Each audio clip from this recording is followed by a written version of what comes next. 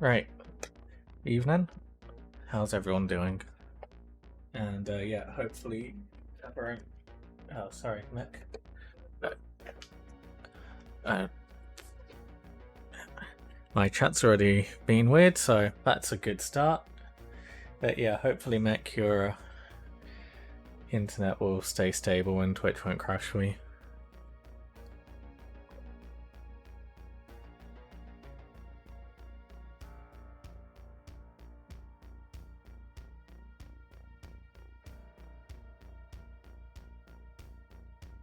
Decent despite the arm pain. How come?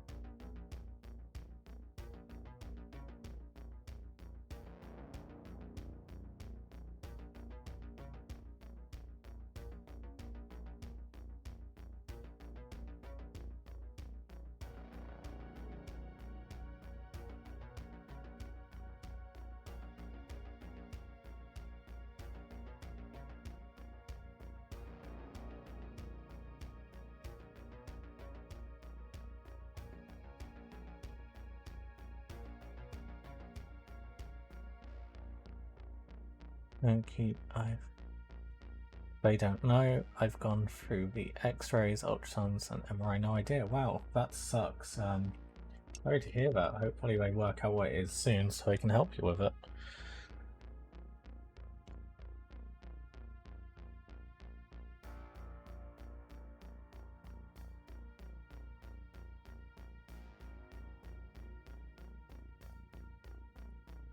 Whilst we wait for people to filter in, because I know this is a little bit early for me to be streaming, but I just wanted to crack on with things. What we're going to be doing is cutting the excess plastic from the front of our Vindicator.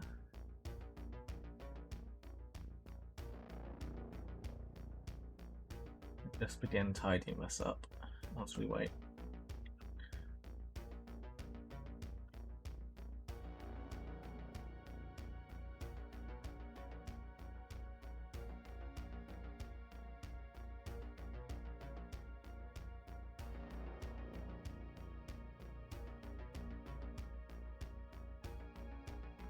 Hey Hamish, how you doing?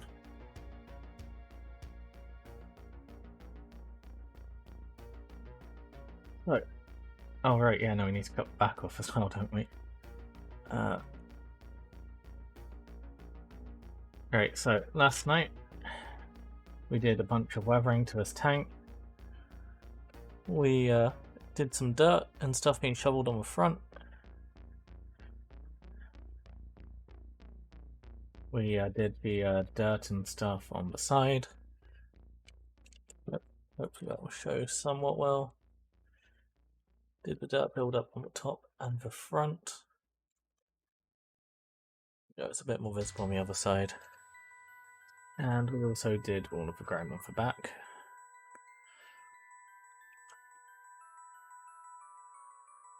And now we are just tidying up the plastic we glued. The indicator, so we're going to take the plough off. Just going to trim this away.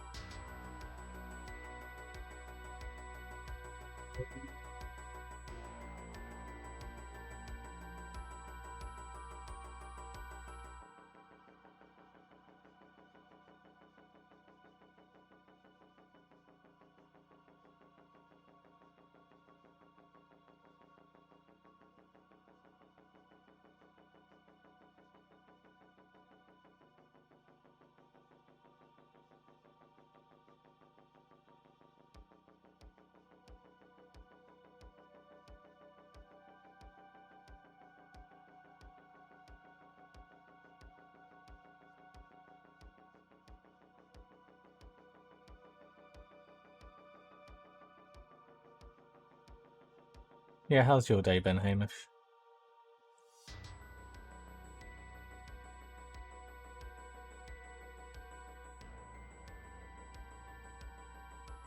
Oh, and now Varrock starts streaming. Of course he does.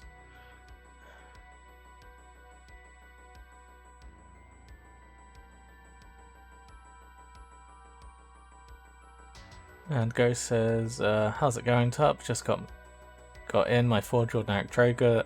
I got off eBay and 10 sets of Forge Wood Iron Ore and Termination. Nice.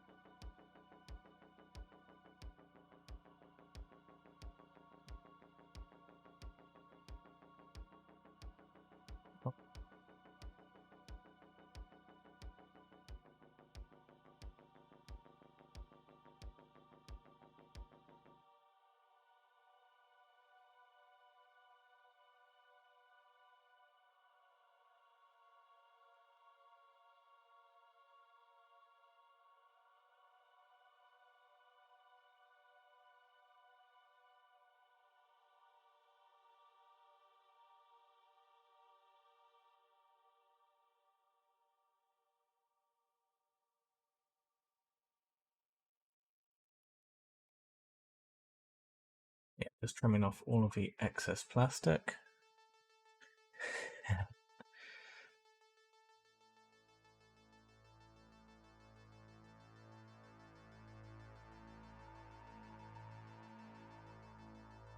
Day was busy with work, and I had a professional disagreement with our new e-learning manager. So really looking forward to tomorrow. Oh boy, sounds fun.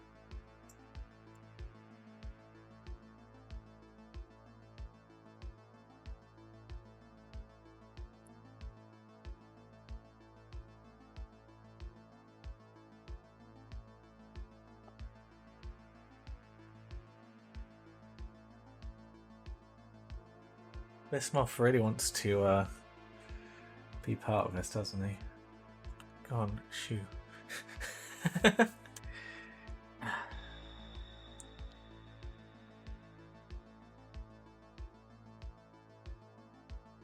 And Mick, you talking about Valrak or Drager?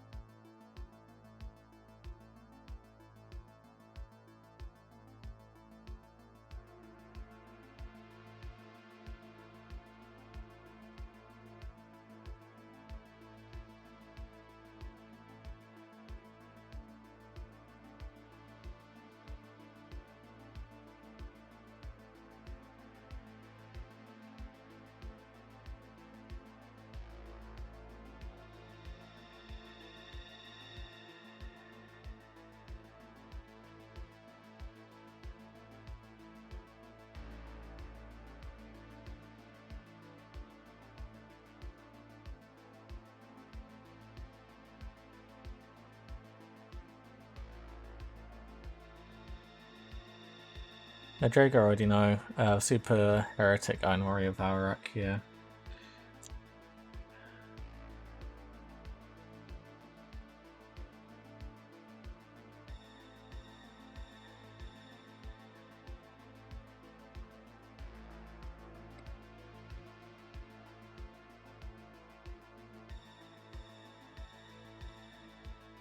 Yeah, I decided as the tank's going to take a while to build, I'll just start streaming before he normally starts streaming. And if people want to watch, then they can. If not, they can go watch his stuff. Yeah. To be honest, yesterday annoyed me a little bit with how late he started streaming.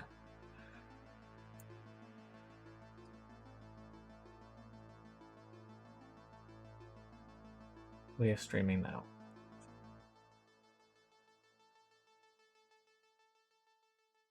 Okay, so we've tidied up the plastic on front here. So we still have that plastic here, because what I really don't want to do is damage any gaming tables I'm playing on. So we're leaving this plastic that we glued down on here. And yeah, this way we won't damage any of the tables we play on. A little bit concerned about the foot of this dead Imperial Fist, but hey, we can always fix that. And whilst we're here, probably remember that we put a lot of effort into doing some battle damage into this vehicle, which is now kind of covered up. So what we're going to do is now put some battle damage into the Marine. You know.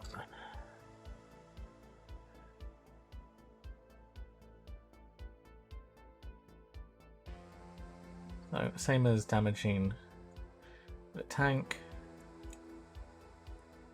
It's gonna use a knife to drill some holes into the Marine.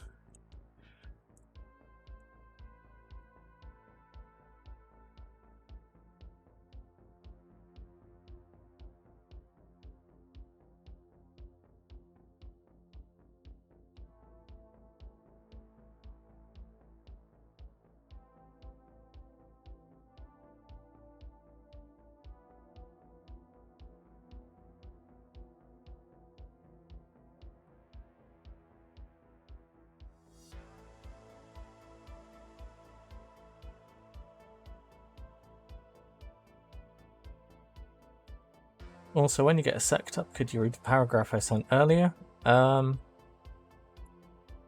Where's the paragraph, sorry?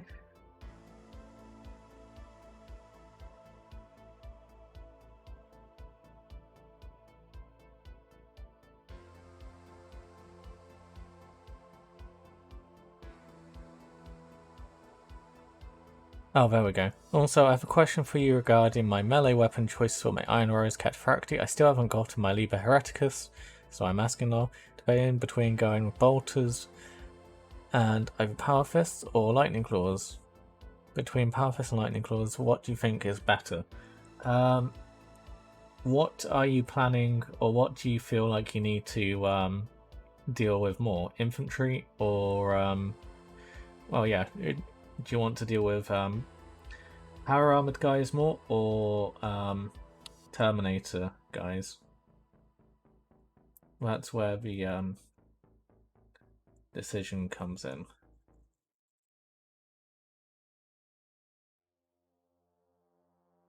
This Power Fist will guarantee you ignore the armor saves of Terminators, which will be very useful.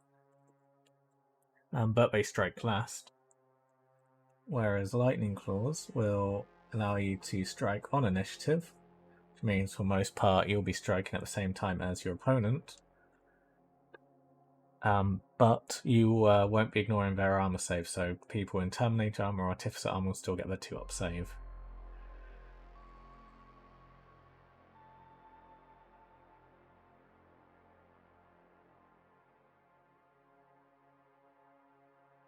So if you want your Cataphracti to go in after power armored units, then Lightning Claws. If you want them going after Terminators and things with a 2-up armor save, Power Fists. And if you want anti-armor vehicles, Chain Fists may be good to consider. Yes, however, I feel because Gosu plays Iron Warriors, I've got a distinct feeling he may already have the anti-tank covered with some ranged weapons.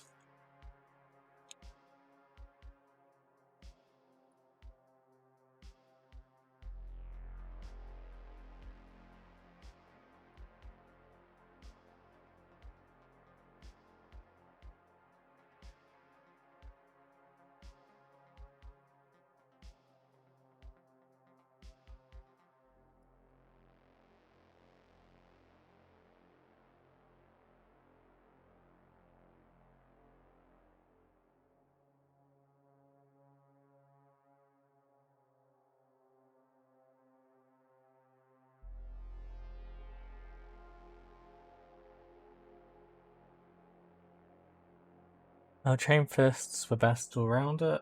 Kind of.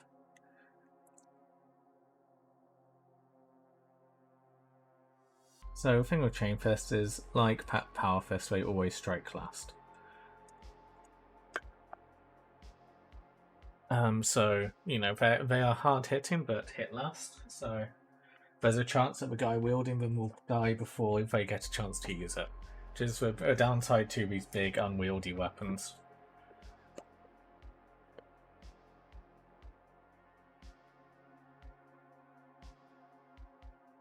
But a Chain Fist gives you Armor Bane, which means you get to roll 2 dice for vehicle damage penetration, which is, you know, good. But at the same time, let's have a look at the rules for Cataphracti Terminators.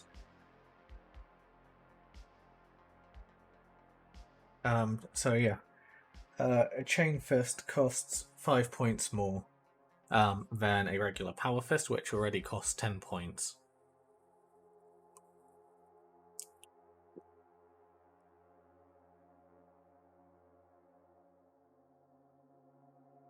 Which makes it, you know, it gets quite expensive.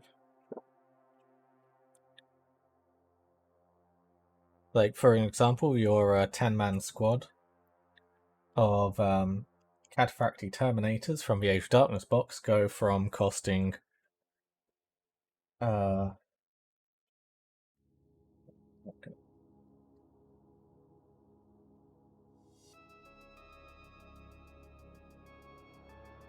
325 points to 475 points, and then to 525 points if you have Chain Fists. So it's a very, very expensive thing, but you know, the points add up really quick there. So unless you need to take the Chain Fist because you need that anti-tank and you want to guarantee it, guarantee you kill whatever vehicle you're punching, then yeah, you need it's probably best not to take the Chain Fists. Another thing to consider is Thunder Hammers. So they cost the same points as so Thunder Hammers cost the same points as Chain Fists, but they do 2 damage to enemy models when you hit them. So for every unsaved wound, it actually causes 2 wounds, which is really good against certain characters.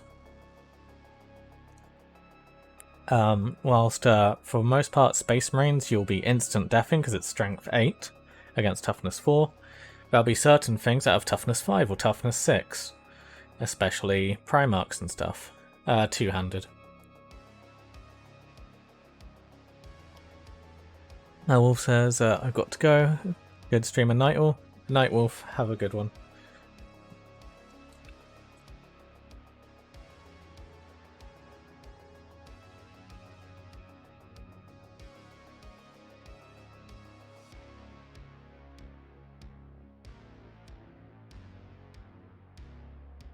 Also, Thunder Hammers are significantly better against the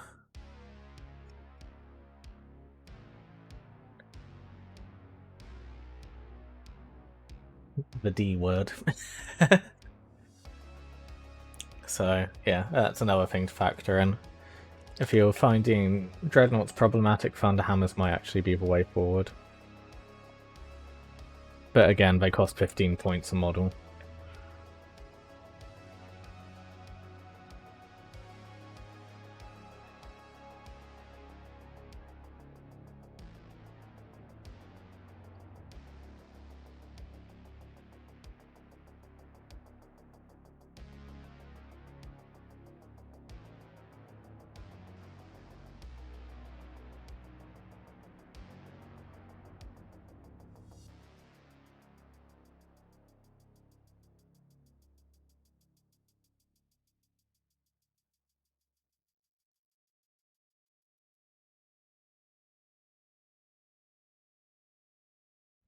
Just using some sandpaper to remove the harshness from the front of this, so if I'm playing any fabric mats, I'm less likely to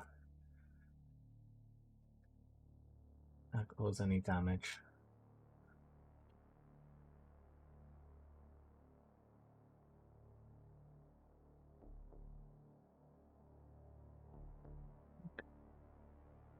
Okay, so I think in terms of what I want to do to have indicated before I get started on the Sicarian has been done. Oh, not quite. I want to just...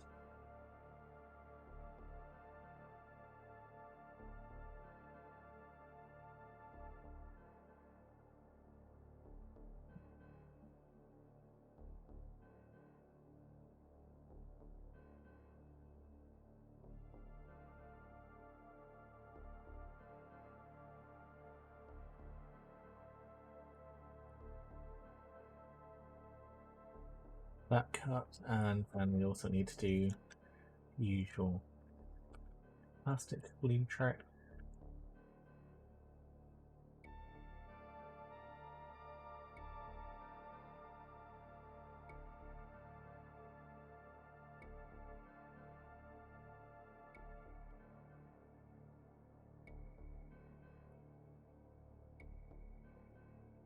Yeah, in previous editions, I had a friend, so 40k previous editions, back when Cataphracti came out in 7th edition.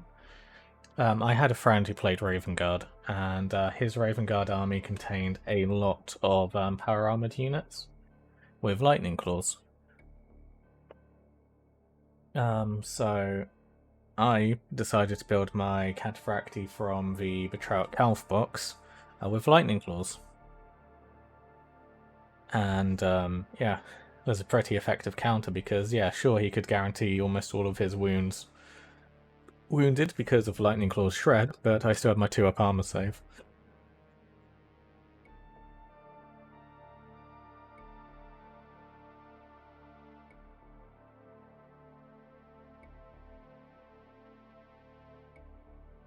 Okay, alright, time for a main event.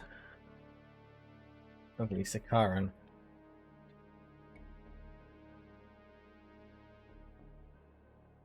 So, this is a first for me. I haven't actually built a plastic Sicarian yet. This is the first one. I built the Forge World ones, but not a plastic one.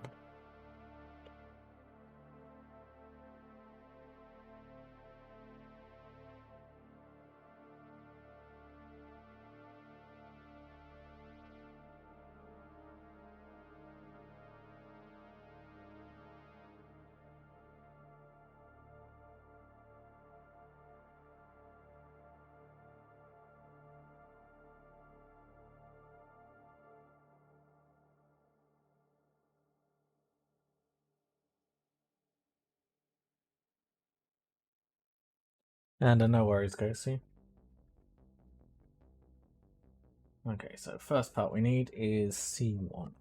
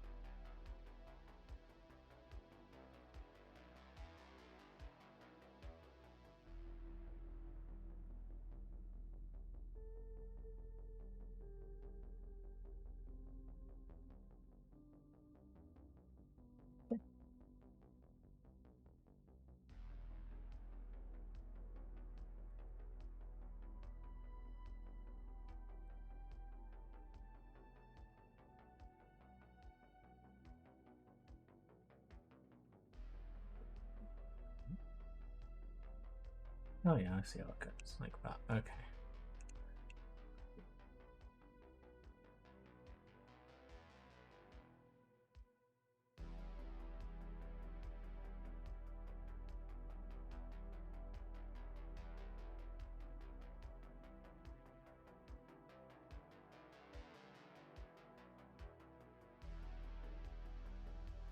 We'll just tidy up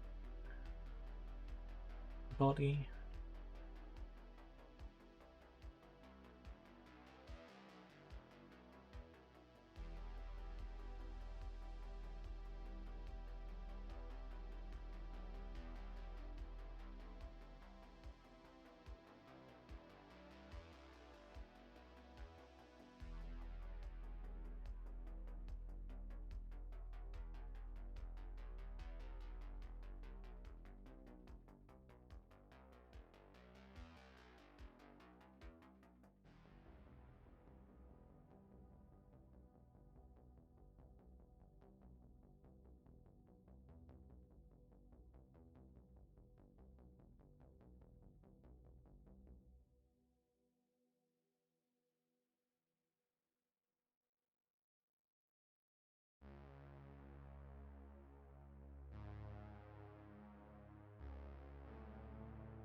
What's lobbying today, or are you guys just chilling and watching stuff?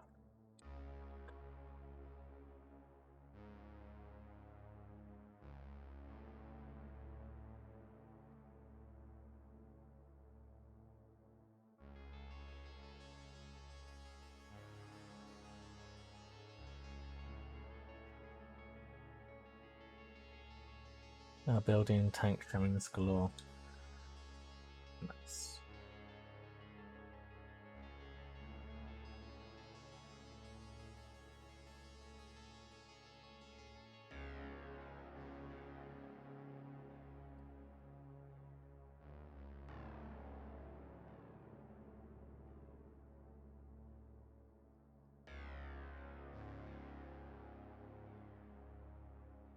Bird likes smoke launches, etc. Nice.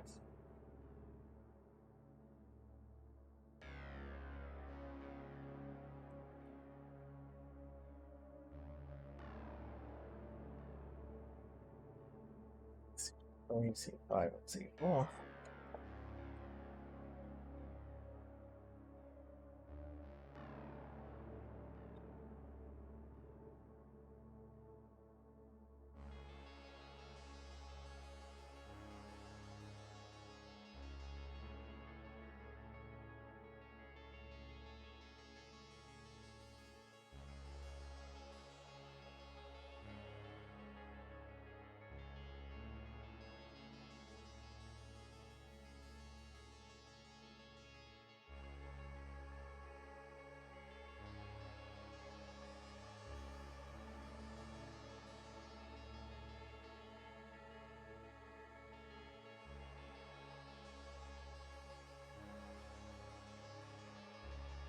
A heads up, we don't glue the main turret weapons together until after painting.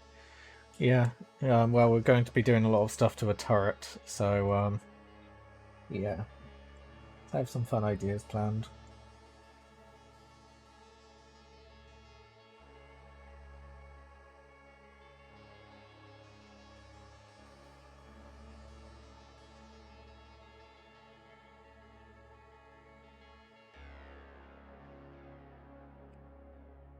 Push fit.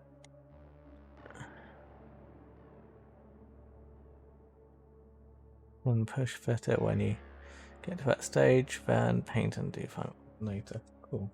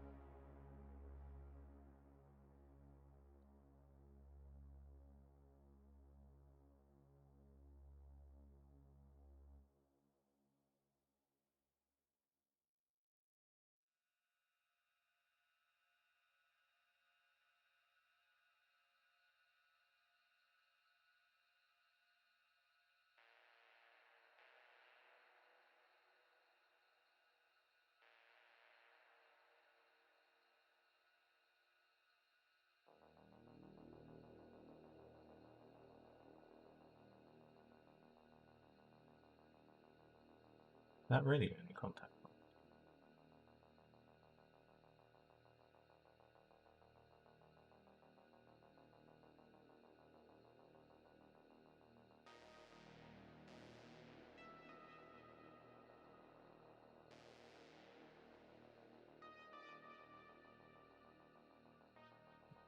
Design for a plastic kit.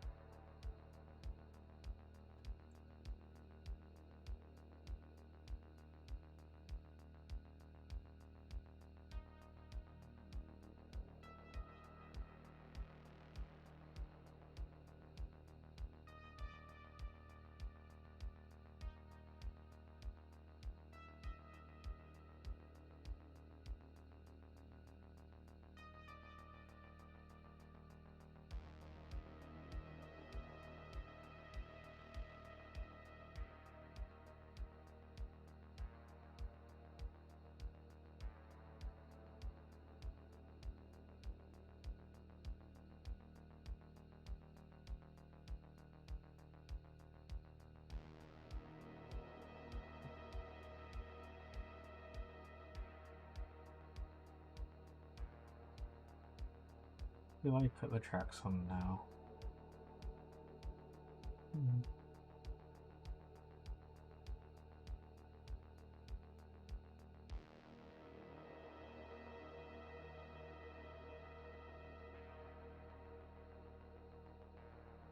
They're kind of important to the structure. I think for this tank I will put the tracks on now.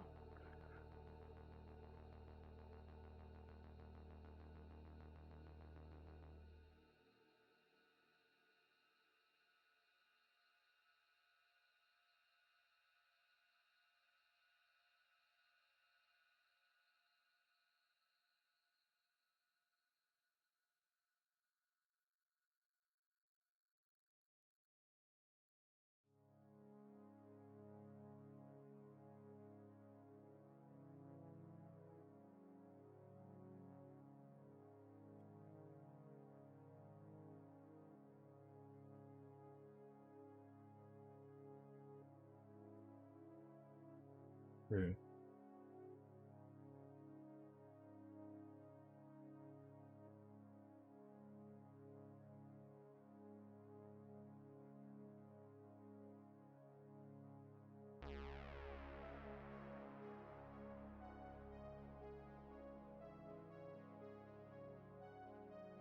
Do I?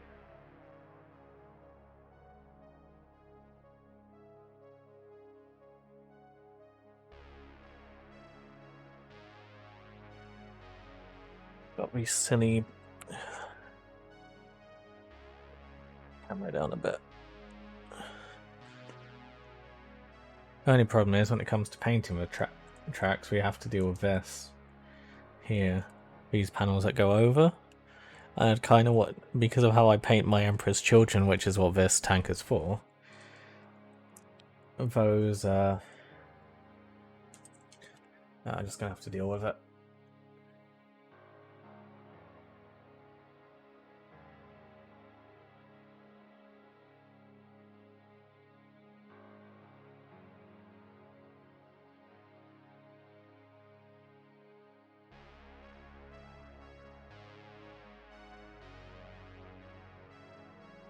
Yeah, it's just due to how I paint my Emperor's Children, it's not really going to be a viable way of doing it.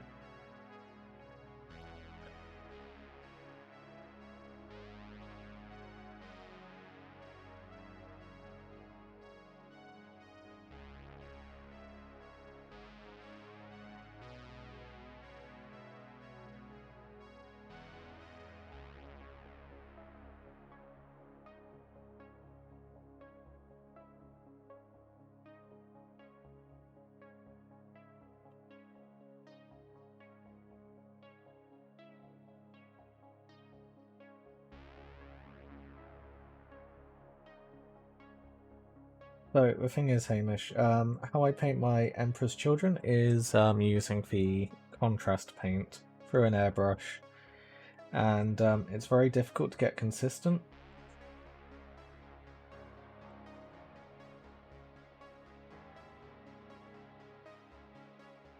So if I spray the body, the pinky purple I use, and then I spray both panels separately, there's a very good chance they won't be the same colour.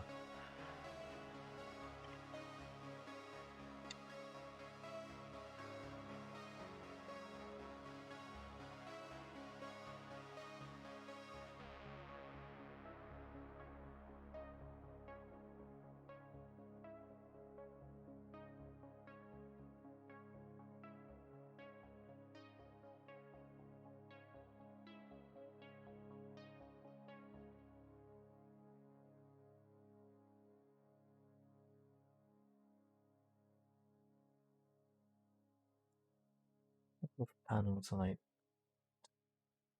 tracks off levels made with super glue, hold almost full panel.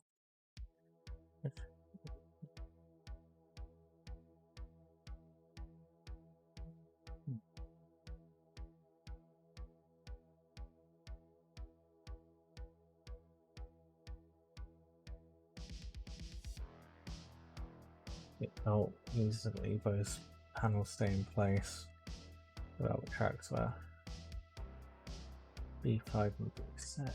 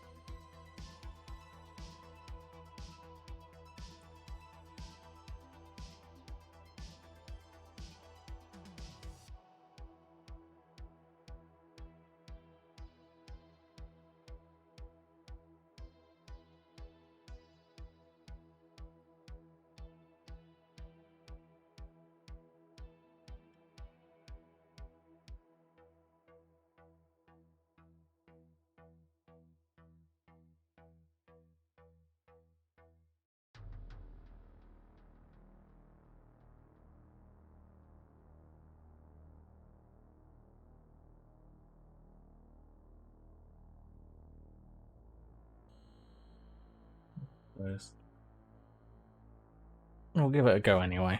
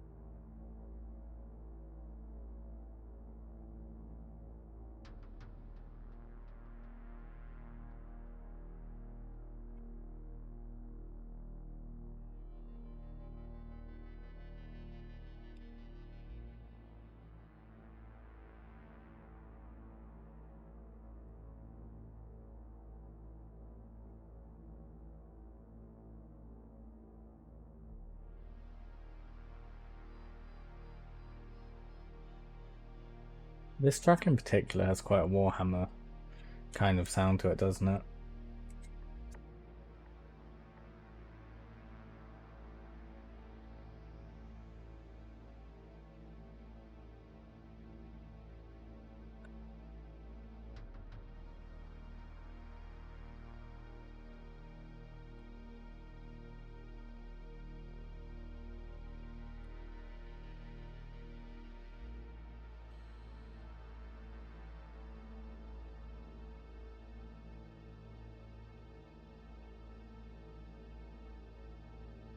Yeah, you're right. It does. It is a bit of a.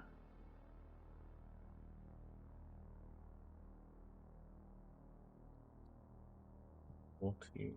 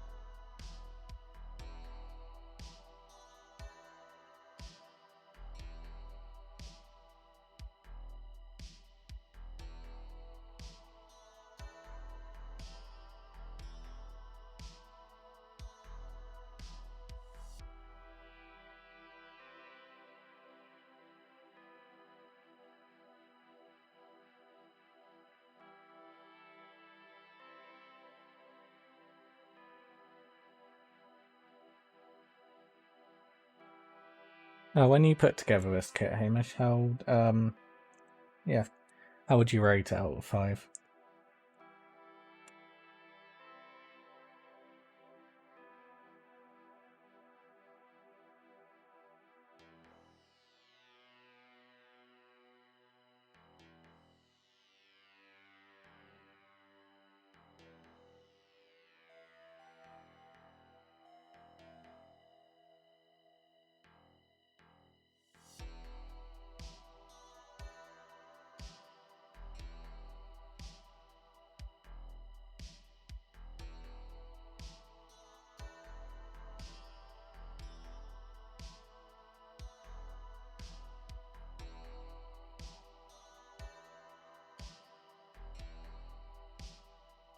Yeah, I really enjoyed putting together the Spartan.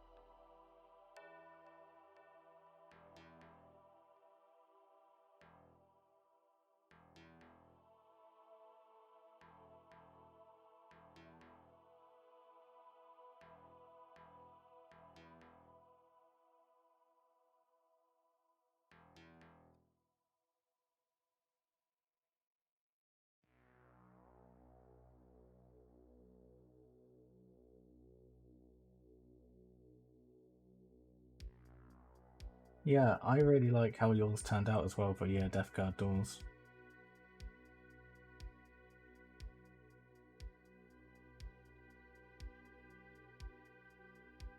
It does look very similar in terms of like overall design to a Rhino. Well, a 40k Rhino.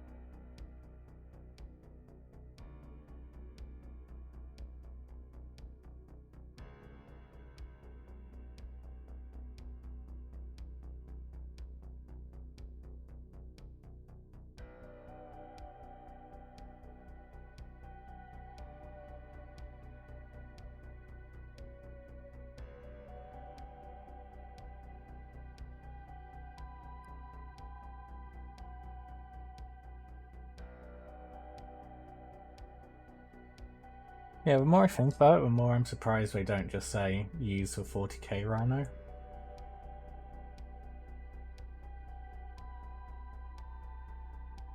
Considering, like, if you think about like what makes the Deimos and the Mars pattern different, being the doors on the side and the front panel,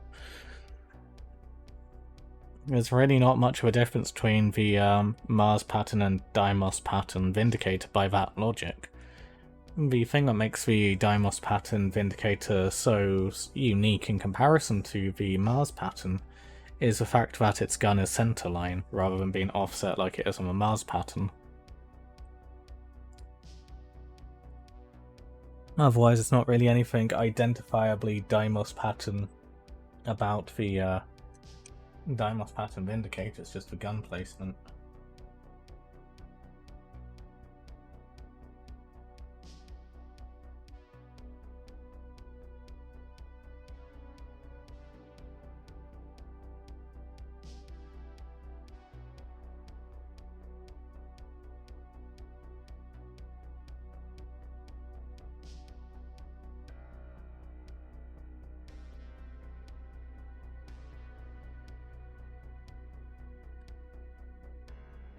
Yeah, and the lack of a big fuck off dozer blade, yeah. Which I think is just like, well, it's one of the reasons why I decided we had to build the Mars pattern, because it just looks too good. It's too iconic to a Vindicator. Oh, it's the wrong part I cut off.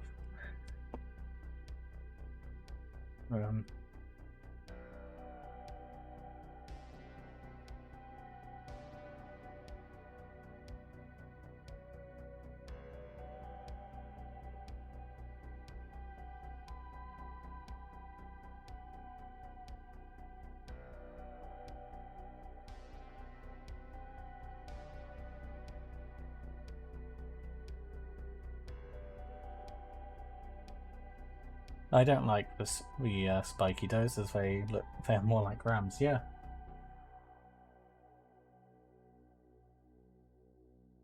Oh, with the vehicle ramming rule, it does kind of make sense.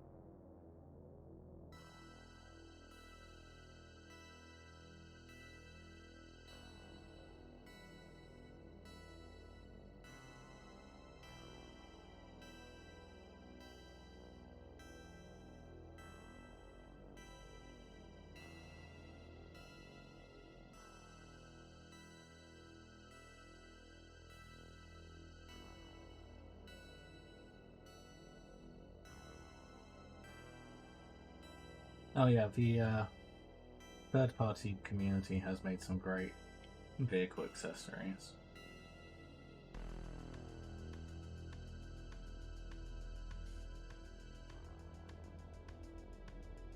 I was having a look through yesterday before stream. See if there was any cool ideas for extra stuff we could print out and put on the Vindicator.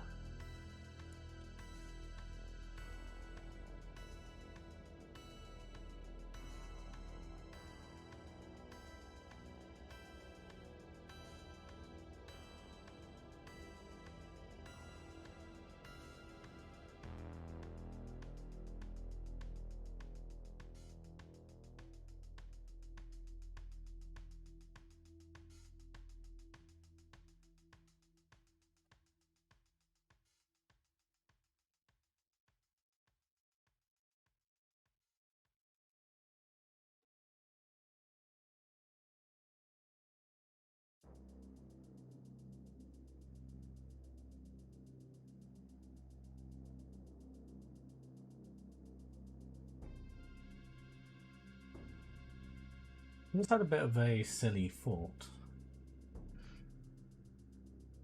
And would you say you've got your money's worth out of your printer? Absolutely.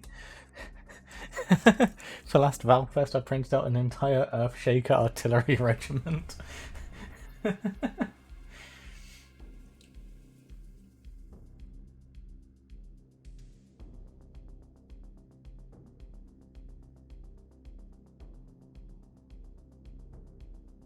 Look how much an Earthshaker weapons battery is on Forge World.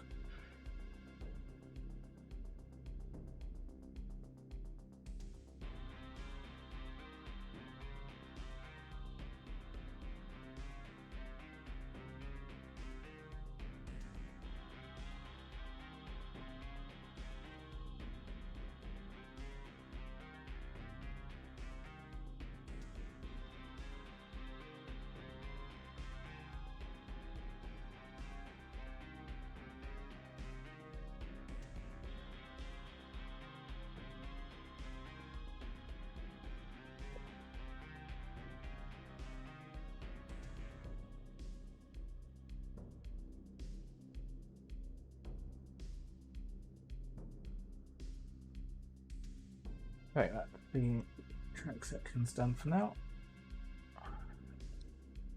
And if you do look it up, tell me how much they cost currently, because I'm interested, because I haven't seen since they raised the prices.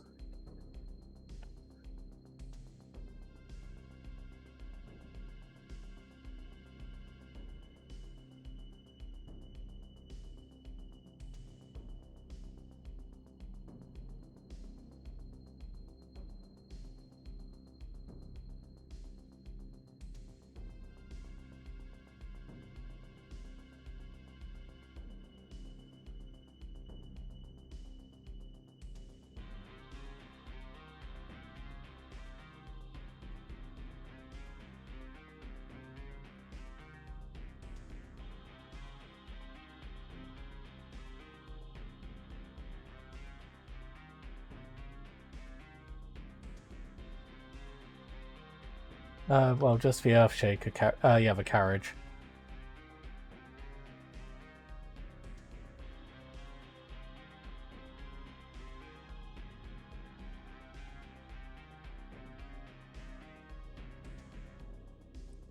Okay, now factor into that equation. I have 6 of those. Okay, 3 are Medusas, but still. They cost the same, I believe.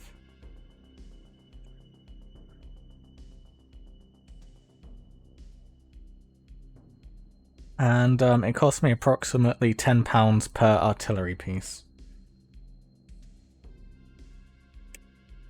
11 quid if you factor in the crew as well.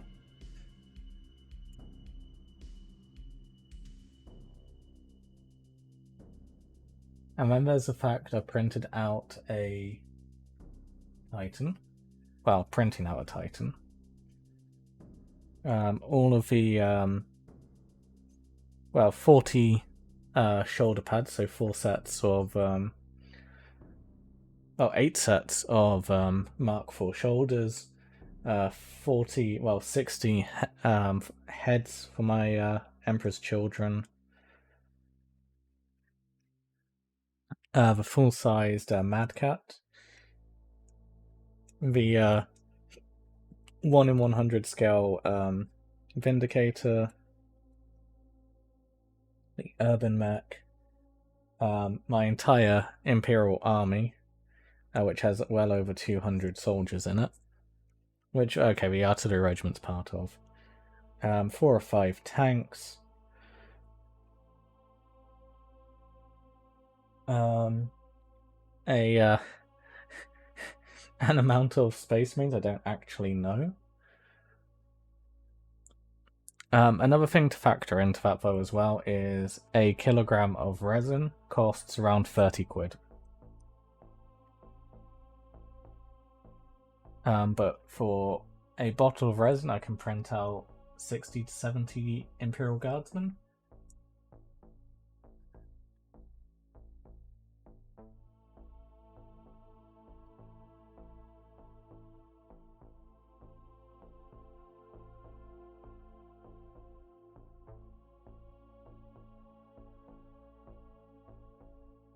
And, oh, I suppose a better metric is assuming you print out everything first try, you should be able to print out a Warhound Titan for 40 quid.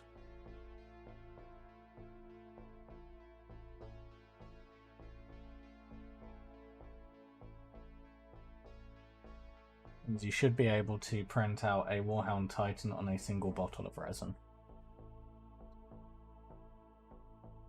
I keep messing up the files for mine because the weight of all the parts is yeah, something which I'm struggling to actually like work out. So.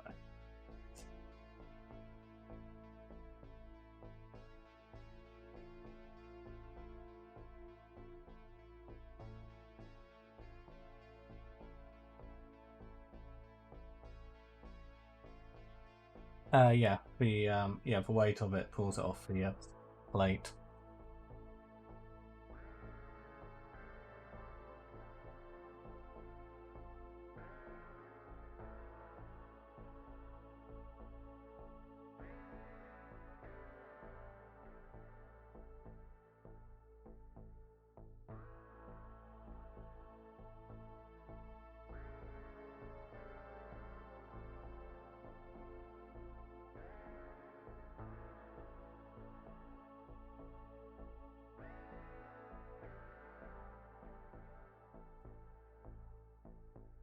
What I'm probably going to do is invest in there are companies out there which provide the service of generating all the supports for you.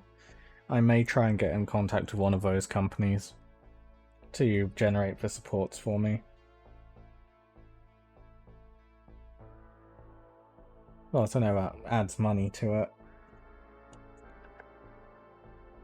It would be nice to get the process down so then I could print out an entire mana pool. Because why stop at just one Titan? Why not have 4 Warhound Titans?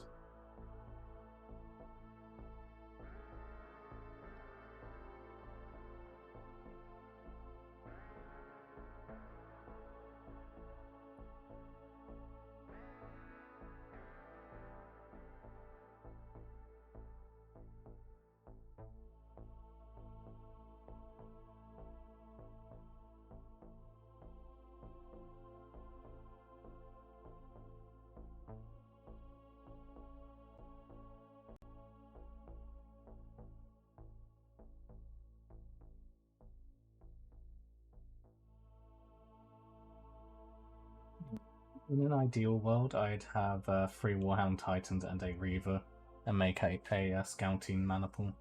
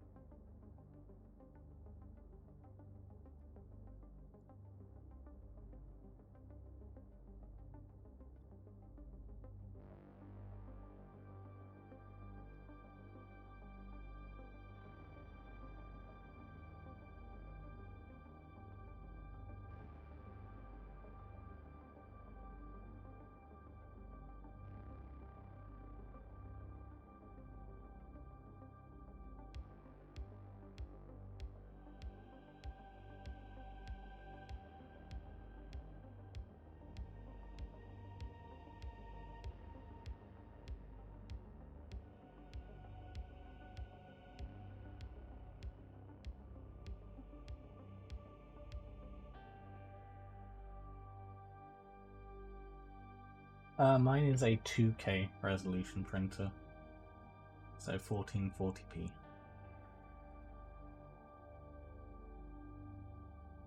And what resolution are you going to be painting your Warbringer as?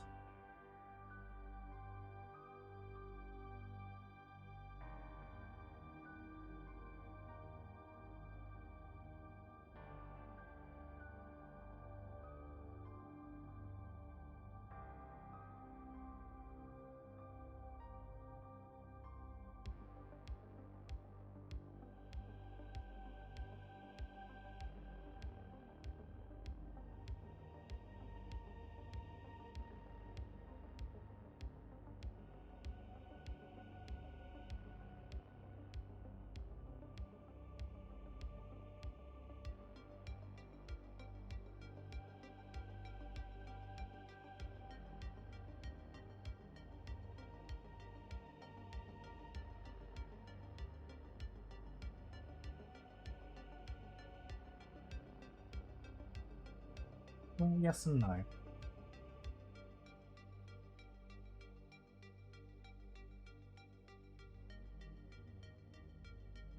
I'm still debating whether or not I should do black or white accents on my Emperor's Children. Although I think I might do black.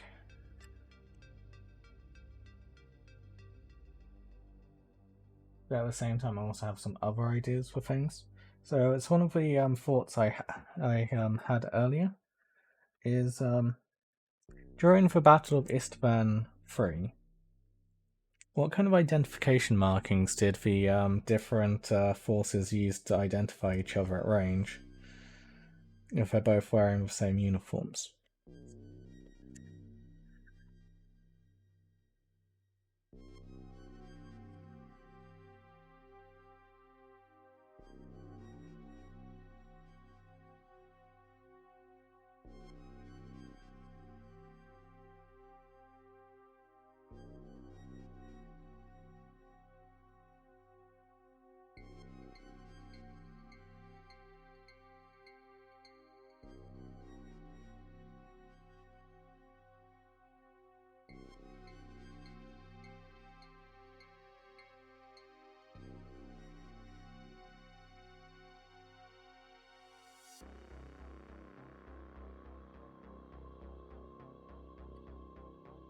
I guess being dead and blown to pieces will main giveaway if they were loyalist.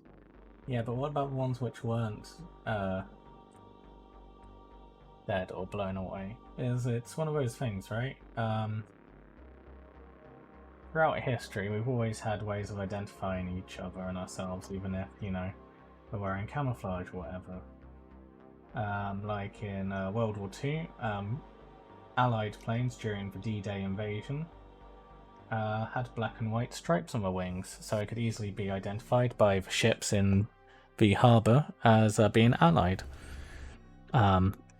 German aircraft would typically have a yellow nose to the front of the aircraft to help identify them. The Soviets, red markings, obviously. And then in modern day conflicts, NATO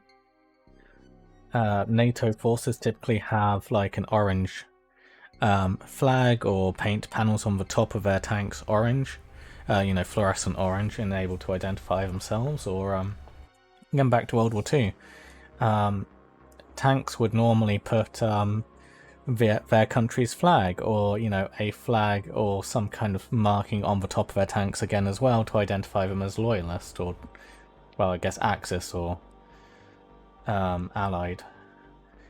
For the Allies, it was typically the White Star, and for the Axis, they'd normally put the red Nazi flag on the top of their tanks as a marking.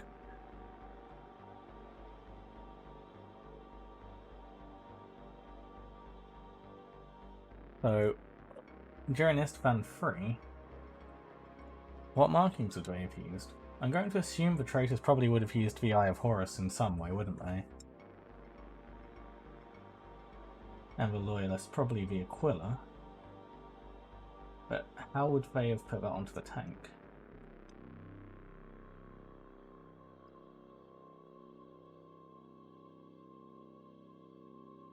I was thinking it'd be a fun way for all of my tanks across the different legions, because I think every legion force I'm going to collect is going to have a tank of some kind. Like, I think it would be cool, wouldn't it, to like have a unifying thing, like whether it's a flag with the Eye of Horus on it or something, draped over top of it.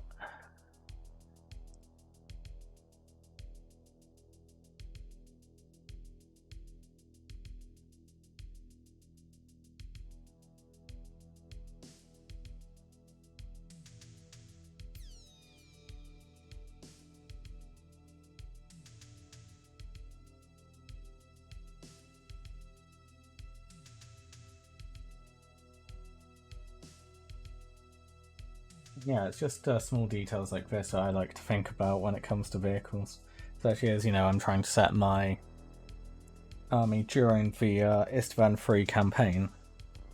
I think it would be a fun thing to consider, and it's a fun thought exercise as well.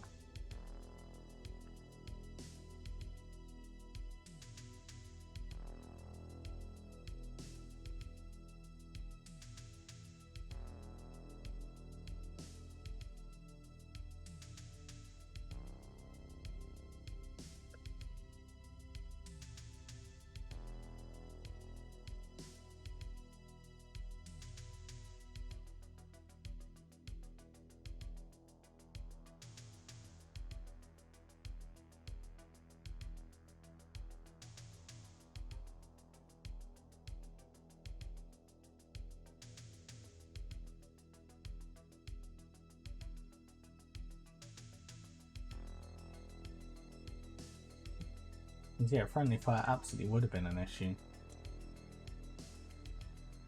And it would have been incredibly chaotic.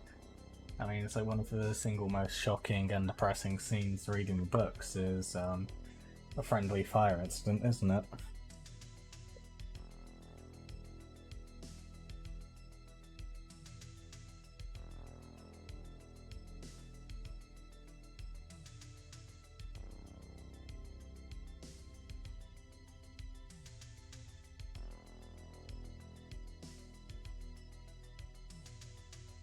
Have I read Echoes yet? No, not yet.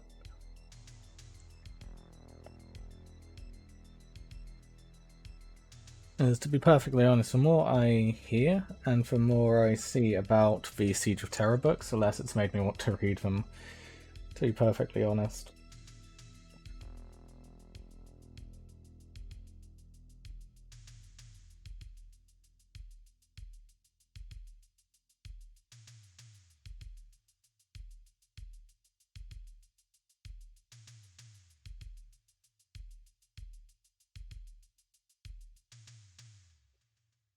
Yeah, that's fair.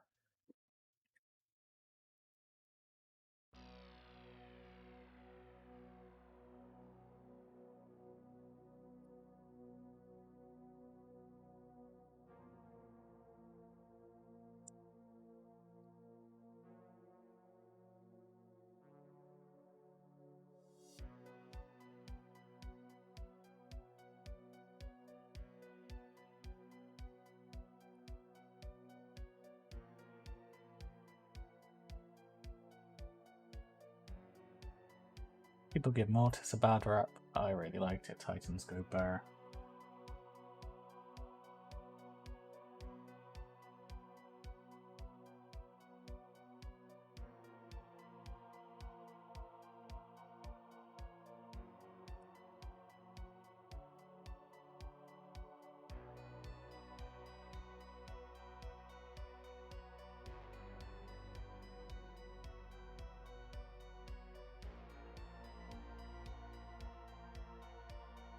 Once you said everyone who thinks that the Emperor's cool raised your hand and they all looked around and started shooting. I mean, that's basically what happened to the Iterators and Vengeful Spirit.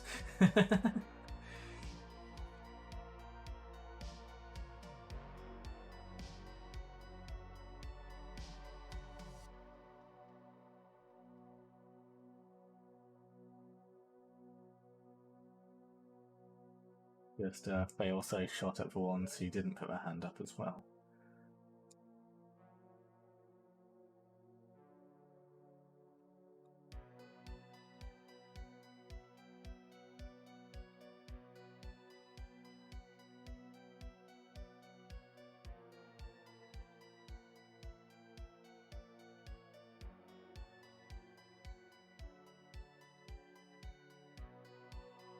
In my defense, baseline humans did smell and the poetry was terrible.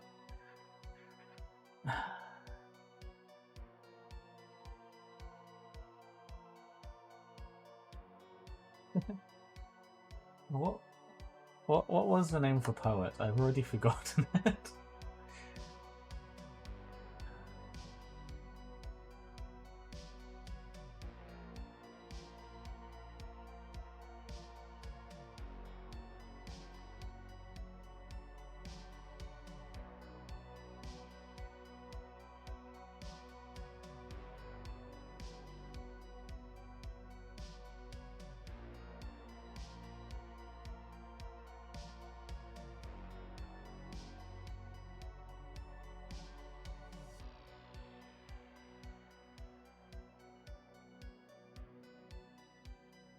Ignatius, yes.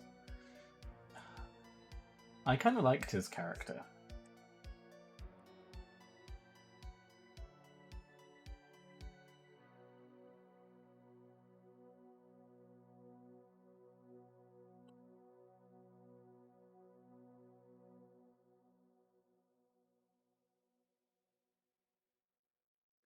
Actually, coming to...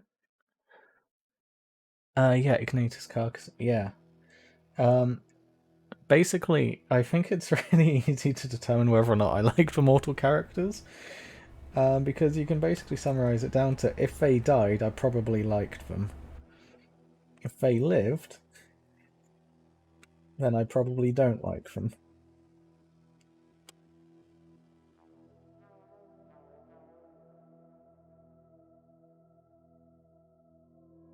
And I mean, lived through the first few books, that is.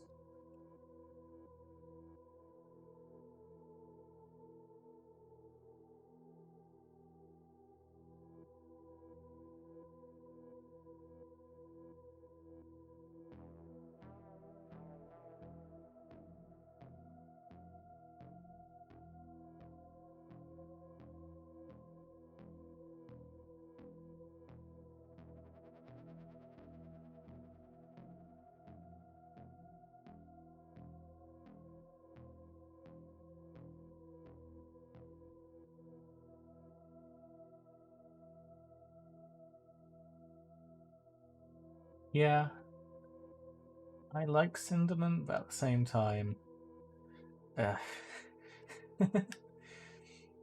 screw the Imperial faith. Screw the God Emperor.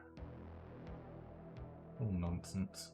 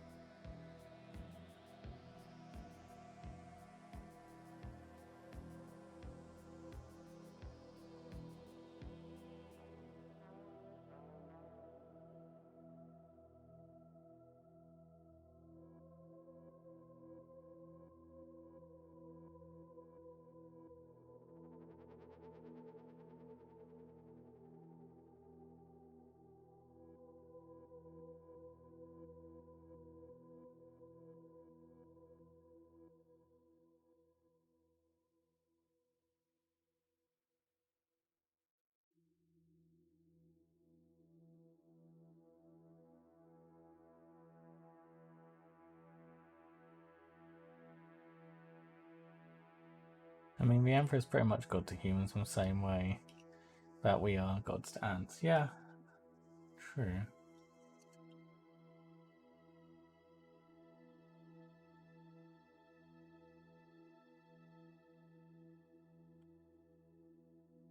I don't think we deserve being worshipped by ants, do we?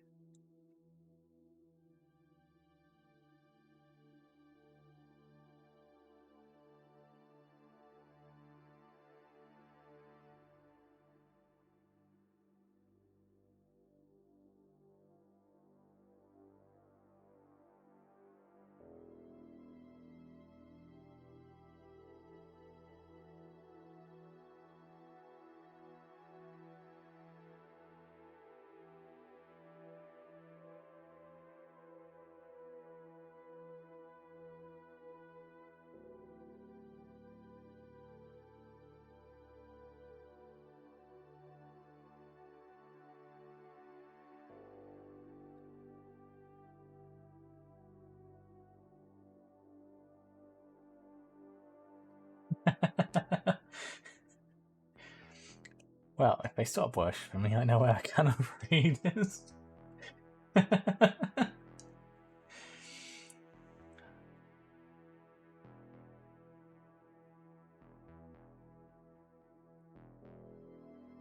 it raises a question. What happens when I stop recognizing you as some kind of god for your rain-making powers?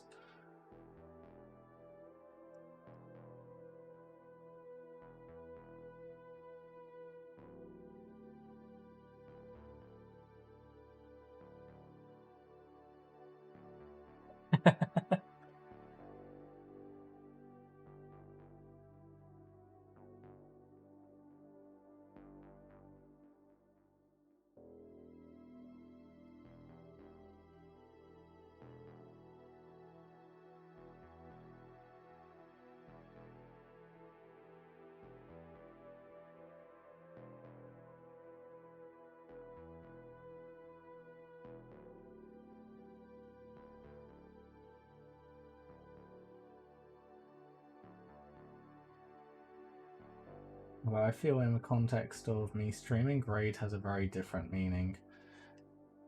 In which case I don't exactly feel particularly threatened.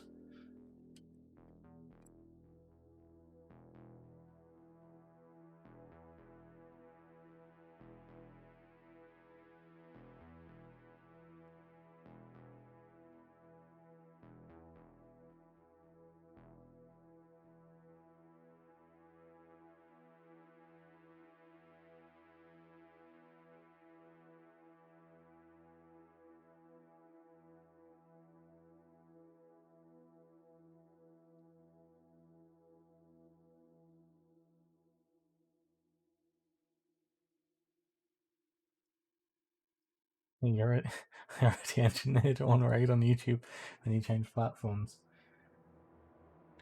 Yeah, true. I'm still thankful that because a bunch of people did follow over.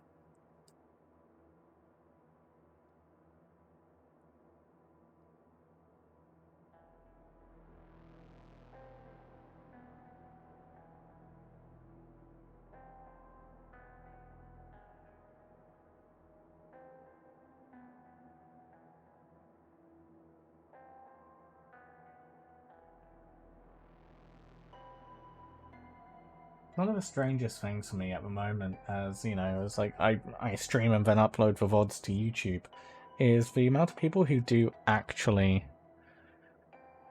watch the live streams. Oh. Oops.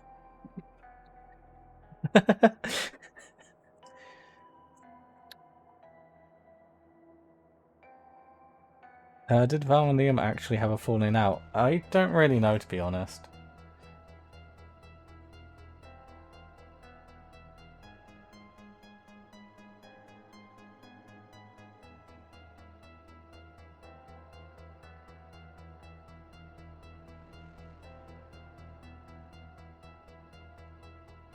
Hey, Phasmatodius, how you doing?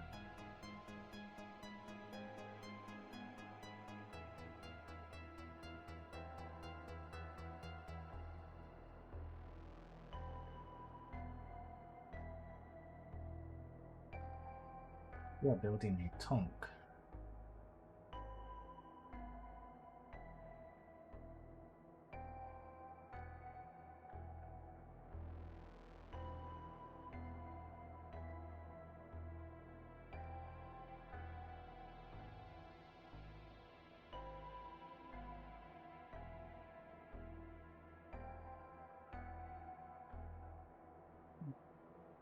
Yeah, we can talk about it a bit more off stream because I do know some things, but I don't think they have necessarily had a proper falling out or anything.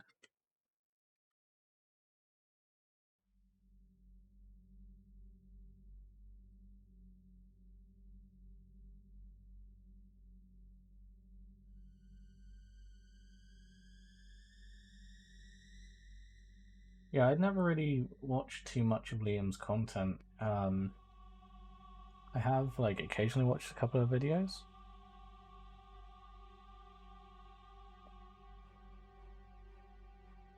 I got paid to watch 34 Kids Day, and I'm convinced that herding a Ripper Swarm is easier. Yeah, I can believe that.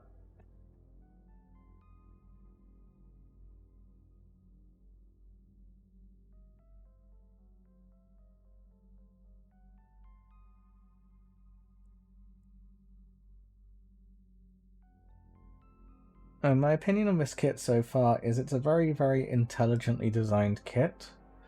However, I don't think it's necessarily the best kit for beginners. As a lot of this stuff I can see myself when I was younger getting very confused and tripping over. And so much of this kit so far has really relied on you putting stuff together correctly and right first time.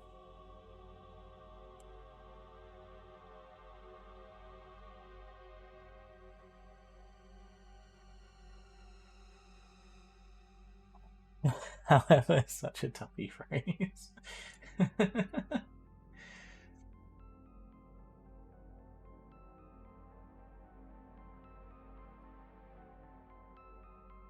Like, I'm gonna sound like a massive, like, I guess, like, groggy boomer of Horus Heresy when I say this, but genuinely, I think I preferred building the resin forge world ones to this one.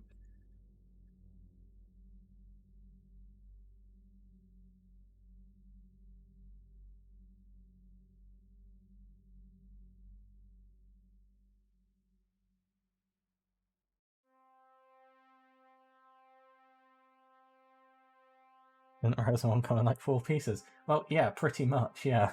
But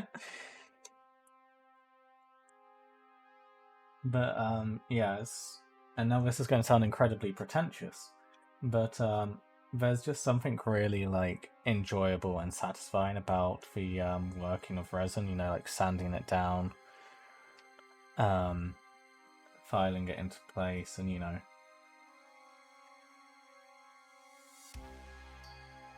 the more direct arty stuff on it.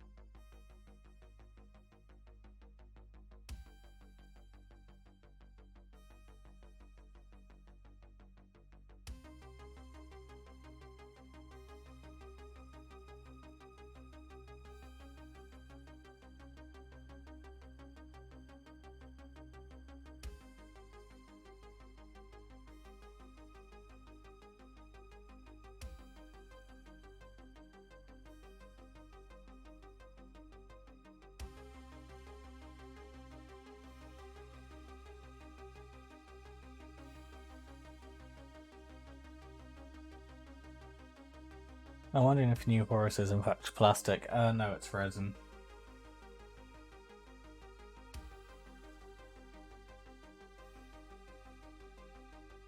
about the announcement.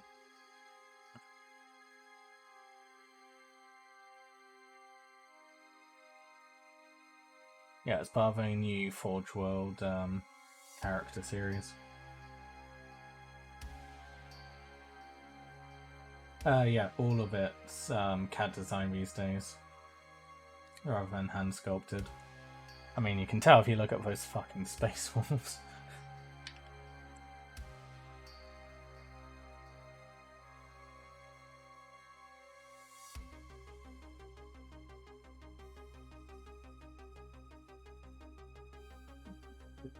We're basically at the end of the era of hand sculpted.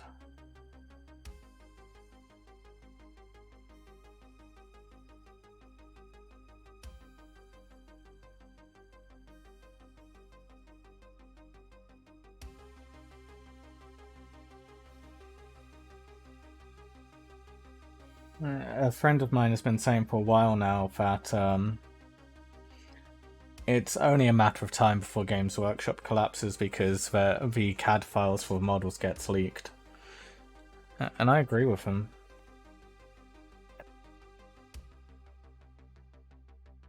As imagine if someone did hack into Games Workshop and did acquire the the CAD design files for all the Forge World stuff and all of the Games Workshop stuff, and then leaked that into a public domain.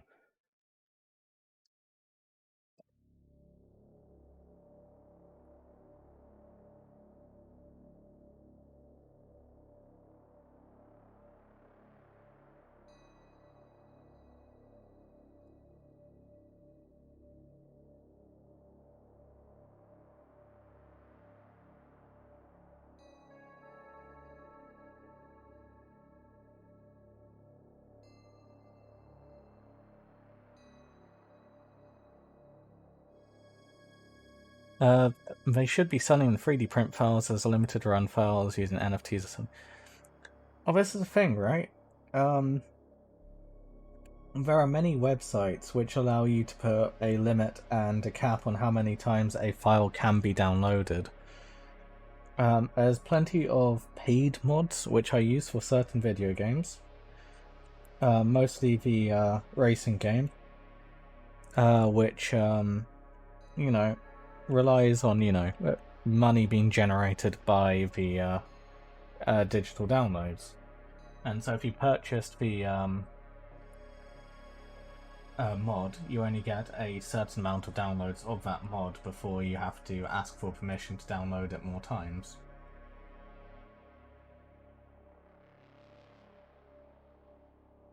The assumption is you only need one copy. It'd be really easy for Games Workshop to set up a system like that. I think even Pazio, the guys who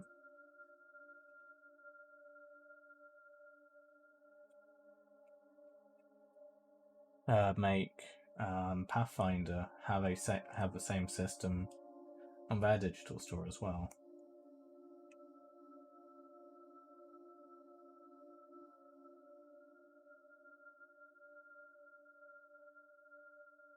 Well, the thing is, there's just nothing you can really do with NFTs which would actually be productive in any meaningful capacity.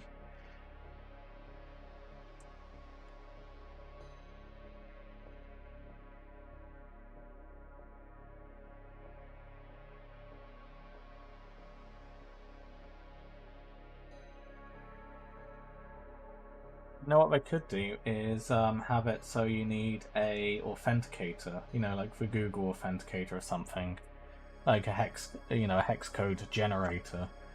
So every time you want to access and utilize a file, you have to have your bespoke and unique identification number to download the file, or something. If that could work.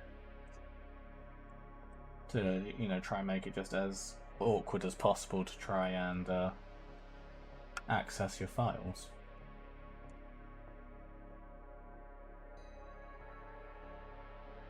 And the thing is, Games Workshop knows about 3D printing. They've known about 3D printing as I did some research here, and there's even some 3D printed models that can be seen in the 7th edition codexes.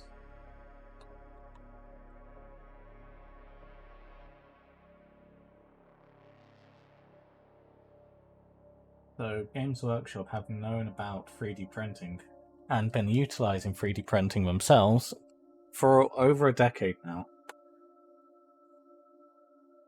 And they've just been kind of sat on it, hoping that it would go away. And now we're at a point where I'd firmly say, with confidence, from my position of experience with 3D printing, that 3D printed files will often look better than the Games Workshop plastic. And genuinely really not that far off Forge World. There's certain things that 3D printing cannot do that Forge World resin can, but yeah, there's nothing that Games Workshop plastic can do and provide that 3D printing cannot at the moment. And it's only a matter of time before 3D printing catches up with Forge World resin.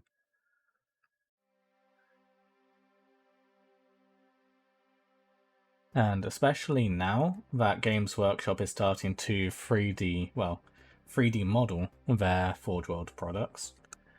The gap between 3D prints and Forge World is closing in the wrong direction. The quality of Forge World stuff is degrading over time as they start to 3D design more and more of it. So it's Games Workshop themselves closing down the gap between their resin miniatures and 3D prints.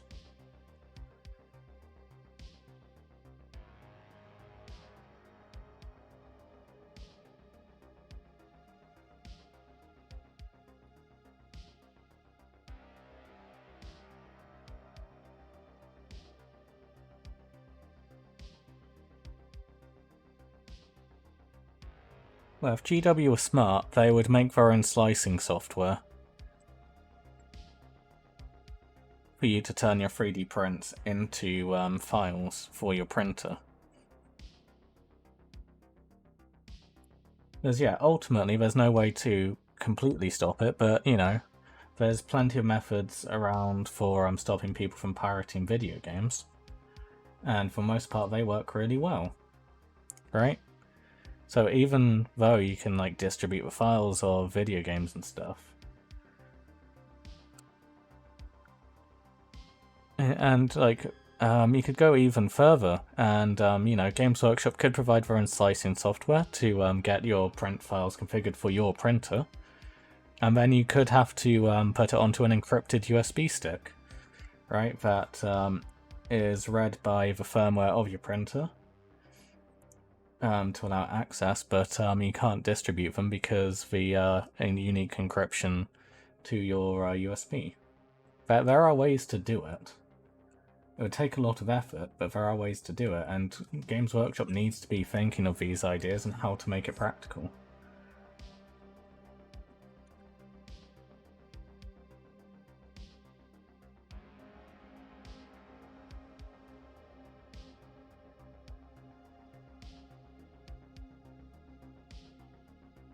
It's another thing as well. The Qi2 box firmware, so the firmware which is on all Elegoo printers, is designed by the same company that makes the firmware.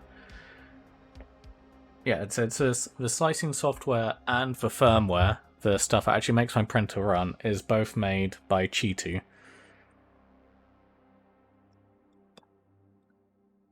And if I wanted to, because of the open source nature of my 3D printer, and again why I really like Elegoo as a company, I could quite easily flash Games Workshop's own version of the Qi2 firmware.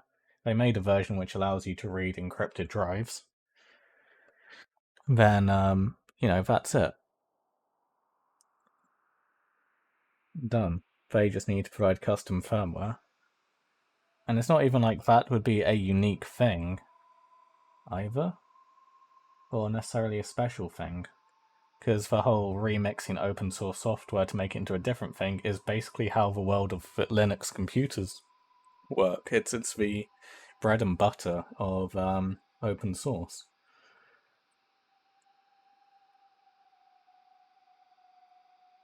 It was one of your professors, wasn't it, Phasmatodius, who said it's not stealing if you take it, make it better, right?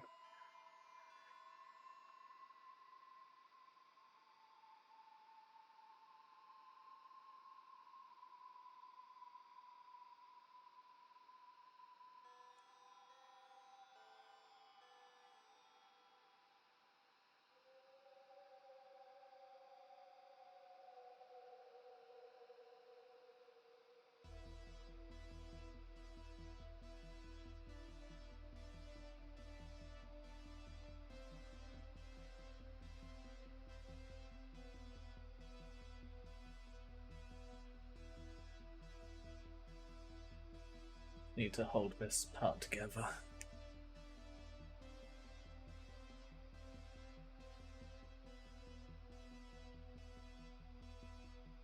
And Hamish says, you underestimate that. Look at Rip's roaring success, their latest digital offering, that is Warhammer Plus. Yeah, which is doing relatively successfully on the account of the digital product providing miniatures, right?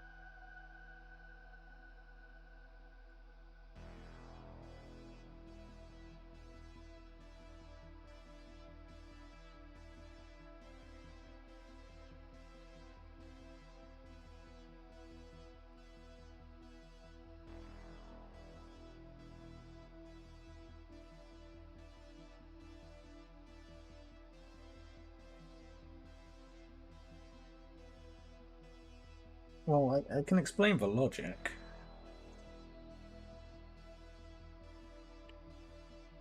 The Sicarian battle tank is one of the most unique and interesting designs for a tank, unique to the Horus Heresy. Yes, people always use it in 40k as well, but it's a very distinct design for a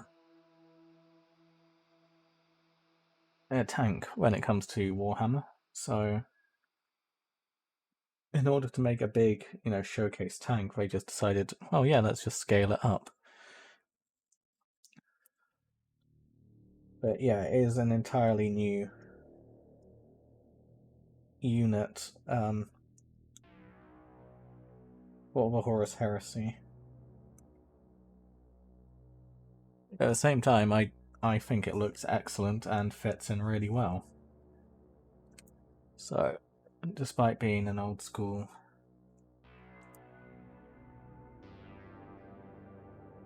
fan of the Heresy, I for one welcome it.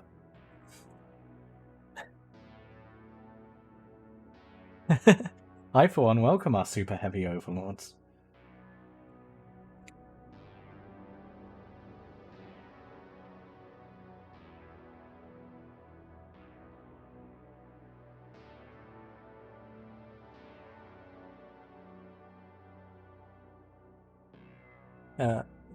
Mick says, it obviously sent back from the future by warp shenanigans. I mean, that too.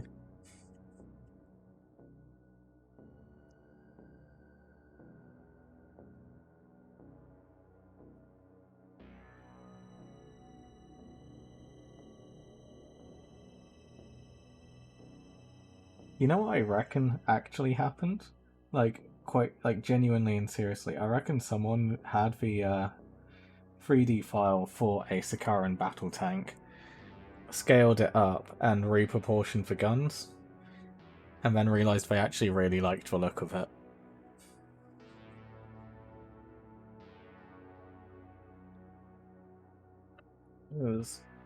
Overall, I don't really see the need for it as a tank.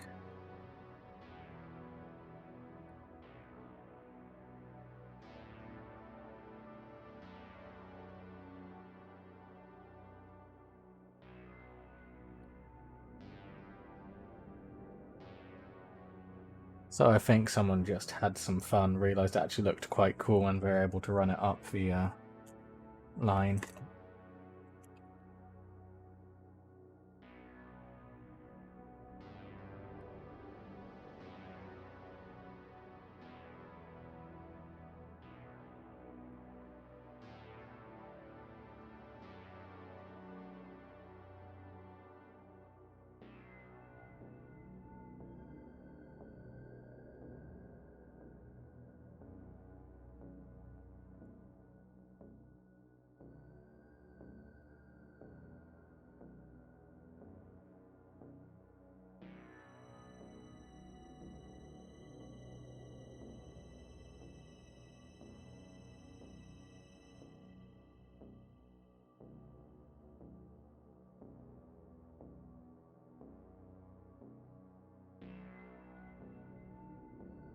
And back to your explanation, Hamish, of it's like the Orcs got the STC for Sicarian increased the size by 50% and did their thing with adding more DACA. The two-side PowerPoint presentation to management. First side picture of Sicarian zoomed in, second picture some piles of money. But also, it's like, think about this from like a real-world perspective, right? That there's like increase the size and add more guns is more or less like the design logic of World War One and World War Two tank design. It's like the T-34 started off as a T-50 light tank, and the BT-7 light tank, they decided they needed to up-arm it and upscale it. And they decided that wasn't quite big enough either, so then they made the Iosif Stalin VIS or JS tank.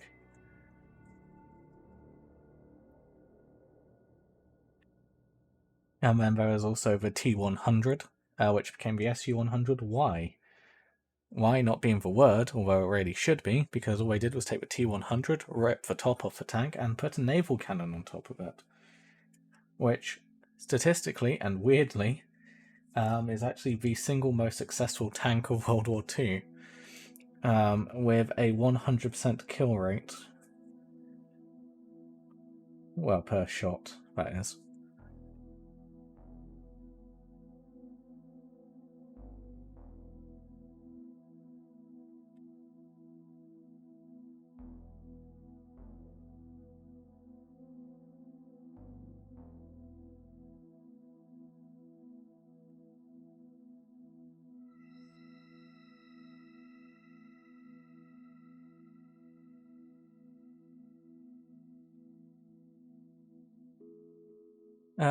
Didn't someone make a train into a tank of sorts? Armored trains have been a rather popular thing throughout history. Well, basically since trains became a thing. Notable uses are by the Polish and the Turkish. The Turkish during World War One, and the Polish during World War Two.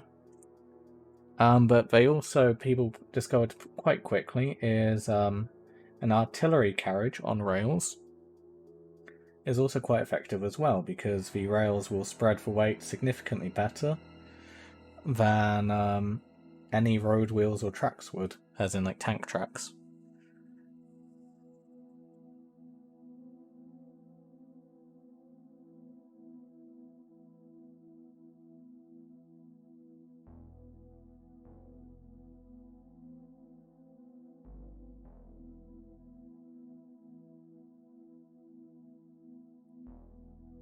And yeah, Germany also during World War II made heavy use of armoured trains as a good way of, adding in some armoured, well, basically tanks on wheels that could be towed between the steam engine and the carriages, and at the end of the carriages as well, as a way of providing protection against aircraft.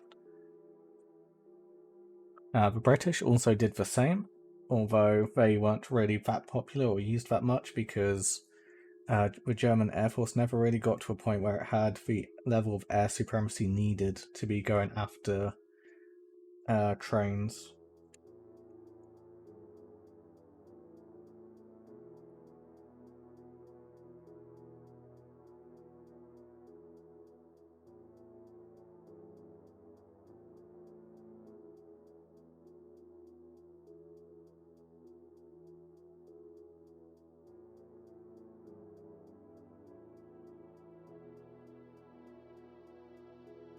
And the thing you're thinking of, Hamish, I believe is called the Carl Gustav, which was a giant artillery cannon which was designed to shell London from the French coastline.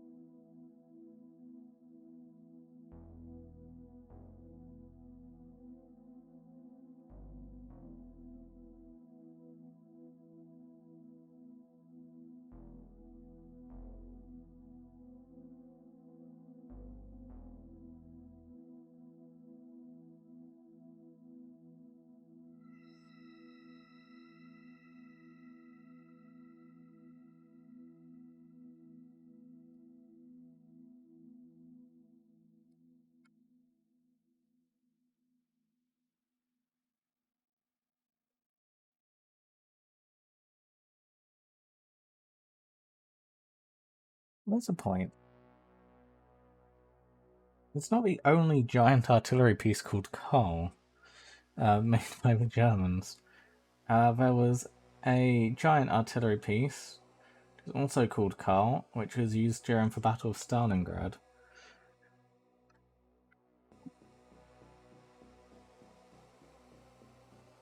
Well, that was a tracked vehicle.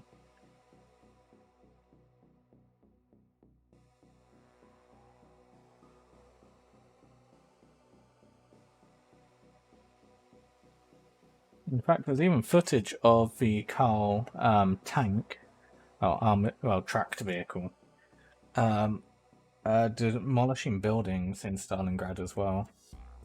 It's quite cool if you ever have the time to look it up.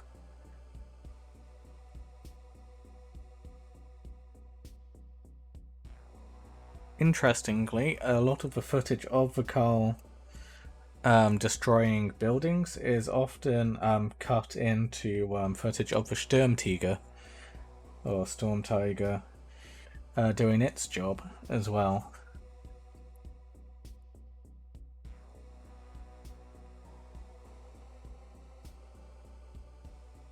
Well, that's largely just, well, most people think it comes from just German propaganda because they wanted to make the Sturmtiger look like it was doing its job really, really well.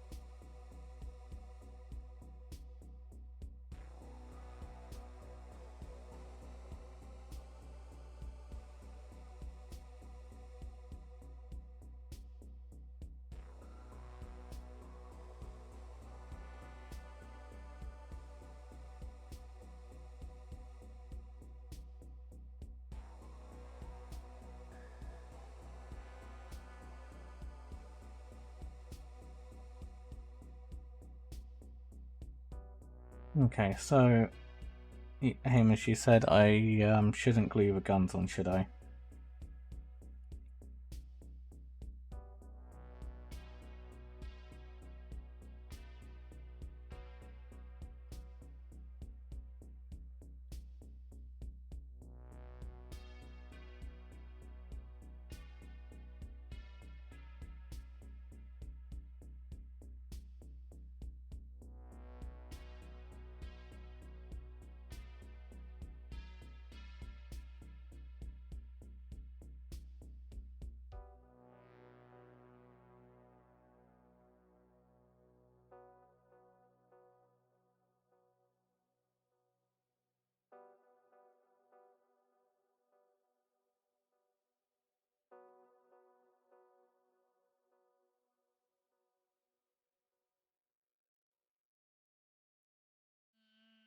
Yeah. Okay, cool.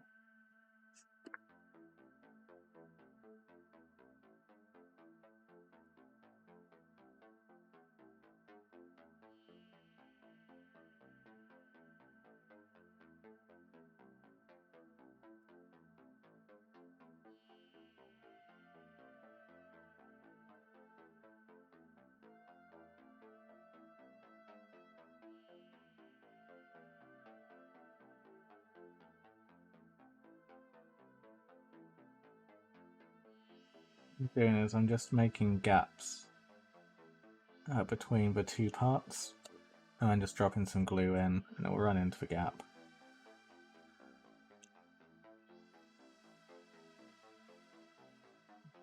What's that? Gluing. Tidying this up. And we can start talking about the one big silly thing that I was planning to do with this tank. Because I want to do things a little bit different. And what we're going to do is we're going to make this look like it's a cast iron hull. Well, cast iron turret. Because these rivets don't make any sense on this.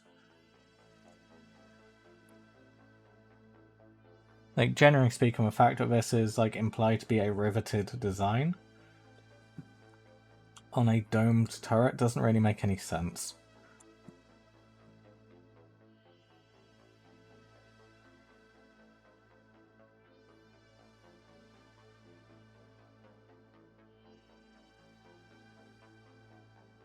So, what the first thing we're going to do is remove the rivets.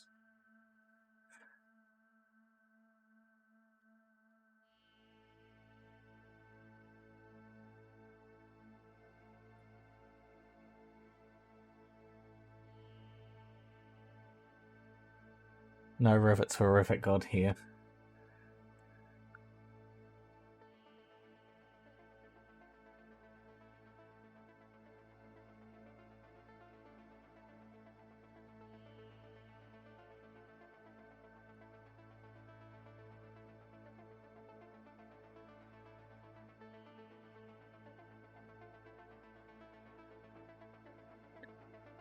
Look, I need to justify all the stuff I have on my hobby desk, right?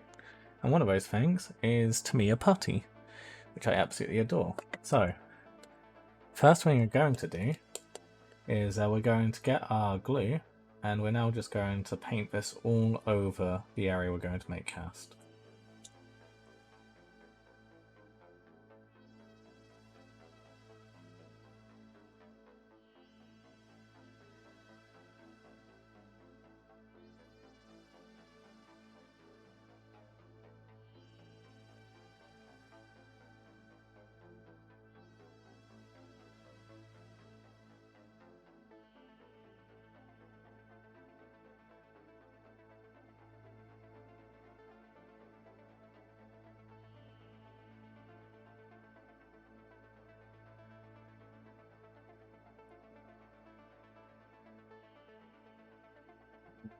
This frontal area first. So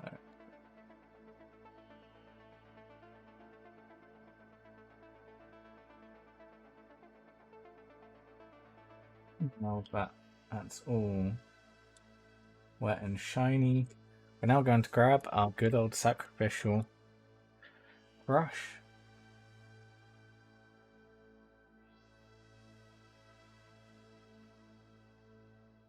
And we're just going to dab at the glue we put on.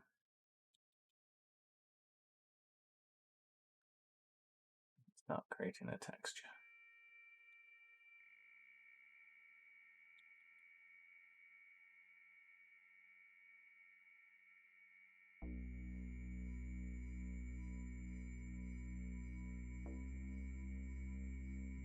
Glue here.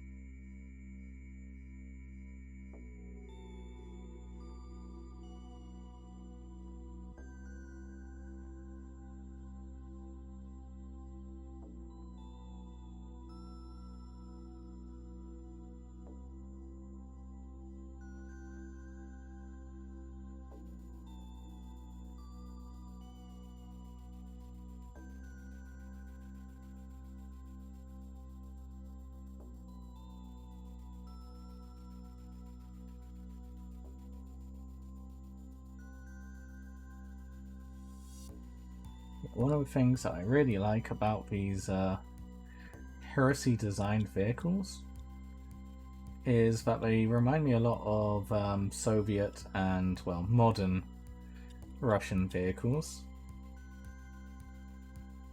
with their cast round turrets.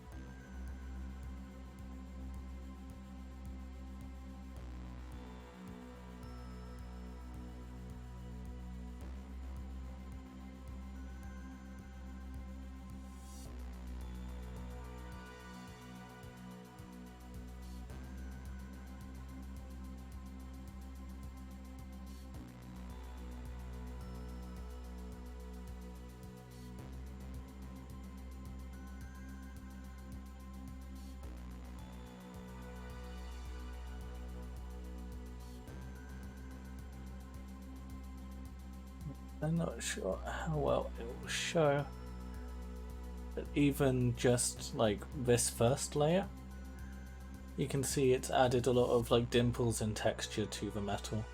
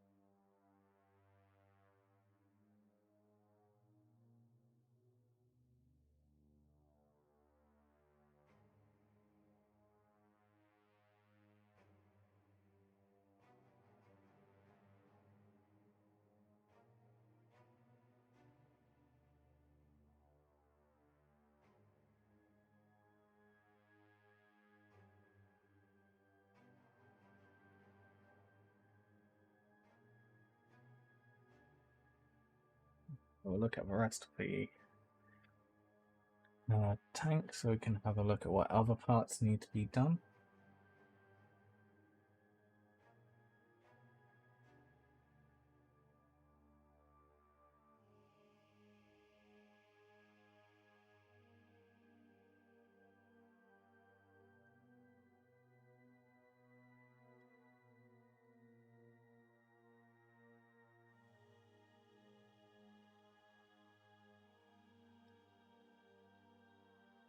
I have returned. Hey Gosu, how are you doing?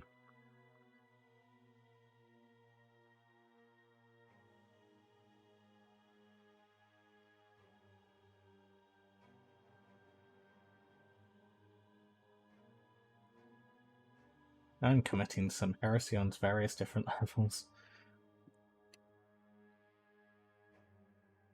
Now, well, on this one, I think the mantlet as well is also going to be done as cast iron, so I can just remove those rivets.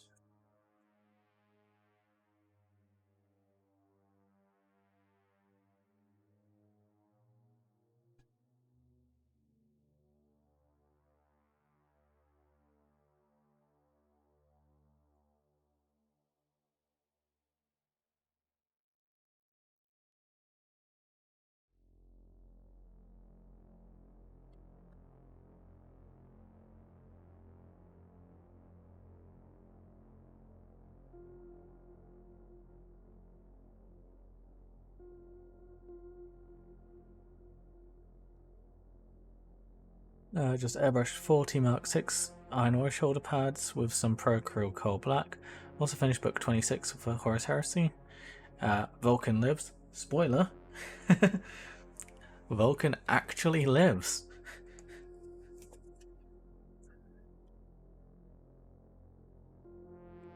I feel like Vulcan of all characters really epitomizes my hatred for immortal characters, as he's probably one of my least favorite Primarchs, and honestly,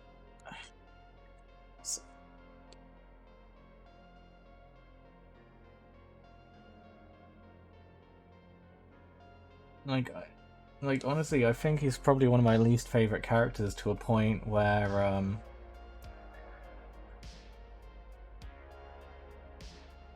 I can't think of Primarchs which I hate more. And yes, think about what that implies.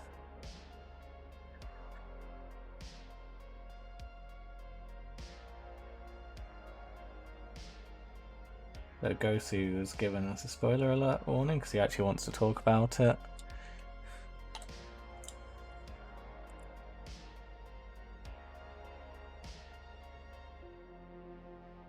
Yeah.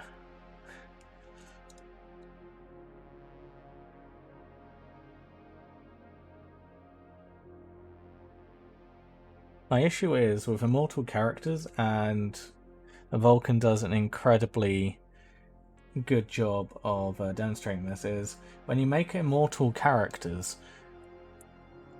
you've given them such an incredible power and such like a definitive and like quite clear trait to them that so often people feel the need to just not develop the character any further, and it just results in incredibly bland, uninteresting characters, because the author themselves just often find they just have to be so incredibly cautious about giving them too much development because they could quite easily become powerful, and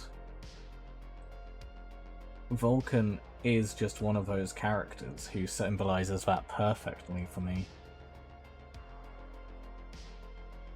He's not a very interesting character, he's not particularly strong, but he's a good guy, therefore a main character. And he is also a god. Right? So, there we go. He's main good guy, demigod, and immortal. And that's basically it.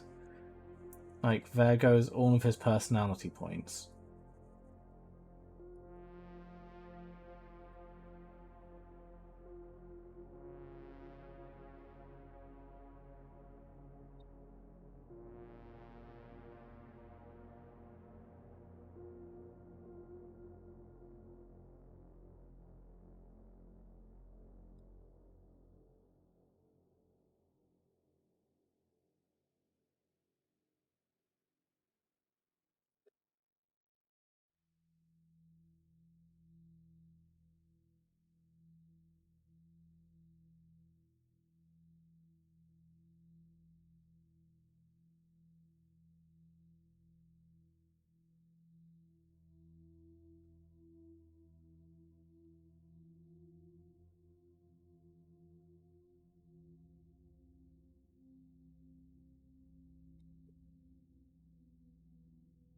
With me, Volk and Pesky test I need to do it every week and I run out of ways to get rid of them. Yep, pretty much.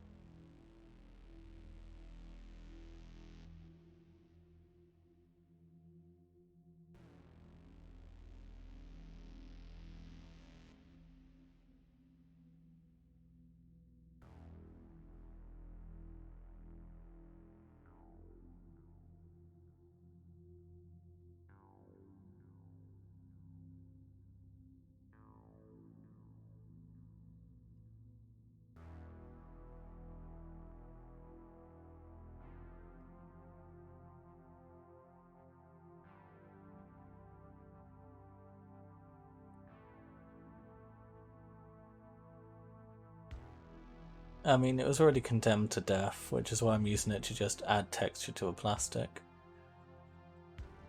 You can see it looks far more like it's cast metal now.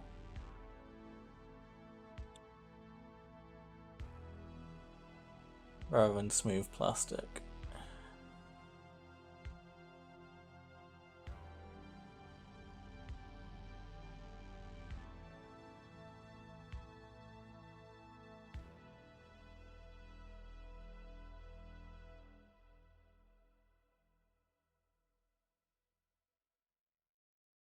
What did you use to soften it up?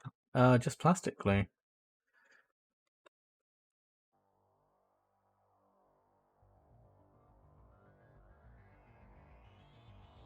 This is again why I'm using a sacrificial paintbrush.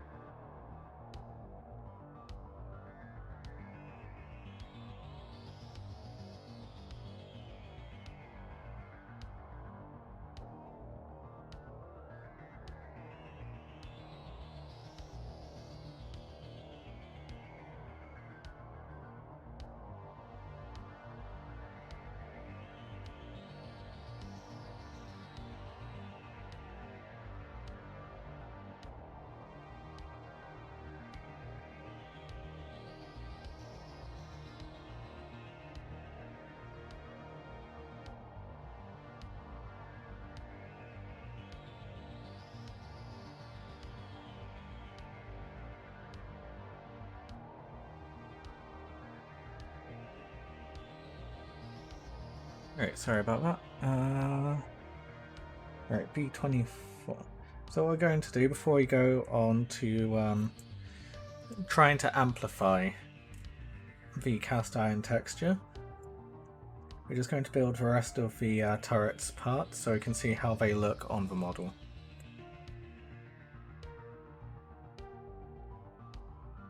There's obviously various scales of cast iron metal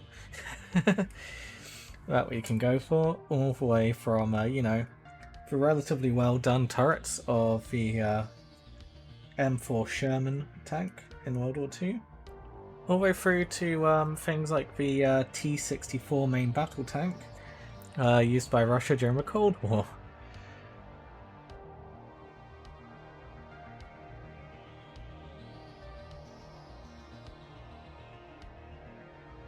And whilst obviously going full ham on the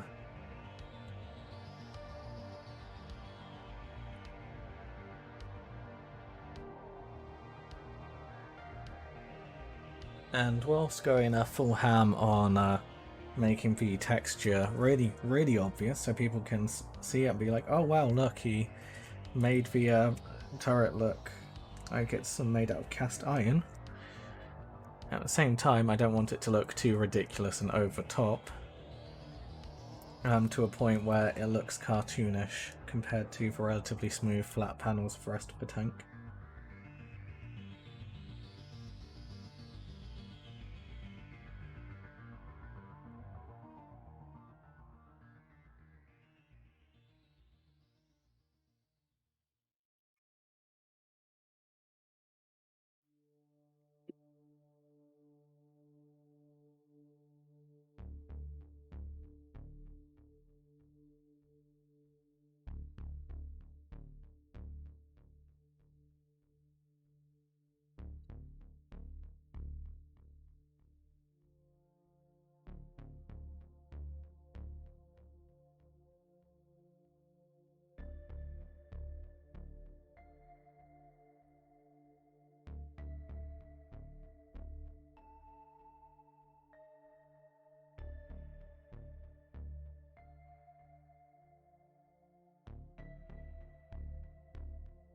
Oh, how's everyone doing?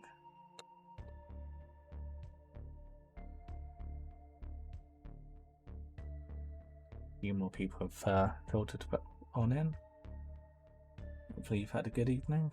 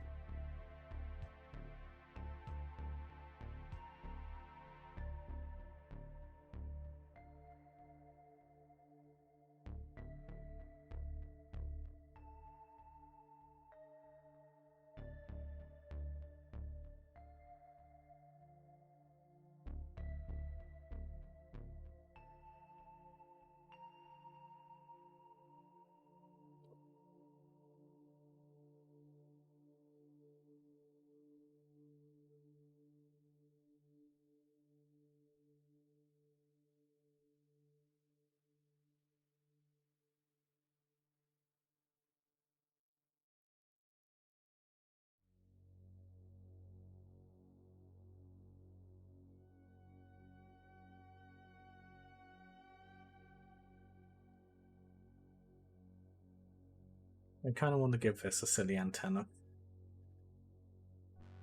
considering there's a defined spot for it.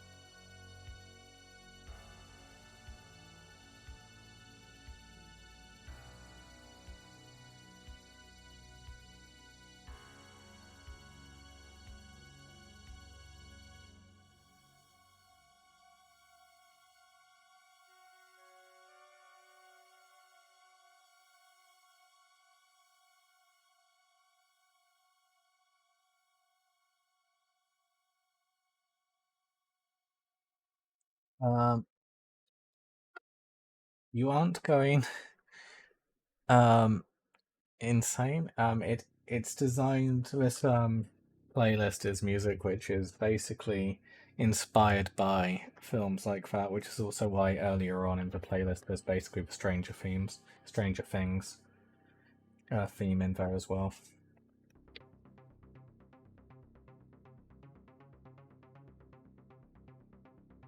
I think we're on to the playlist.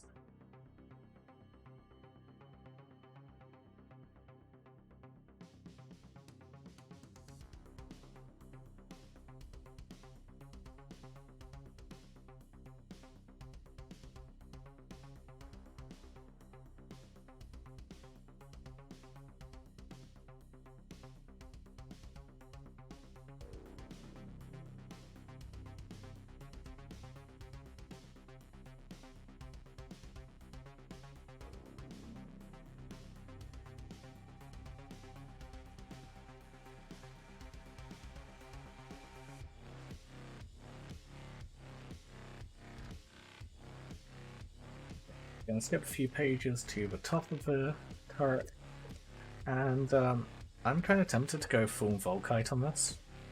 Because I just feel like Volkite kind of suits the Emperor's Children. And I'll be back later if you're still streaming then, just thought I'd swing by and say hello. And no worries. Have fun and just catch you later.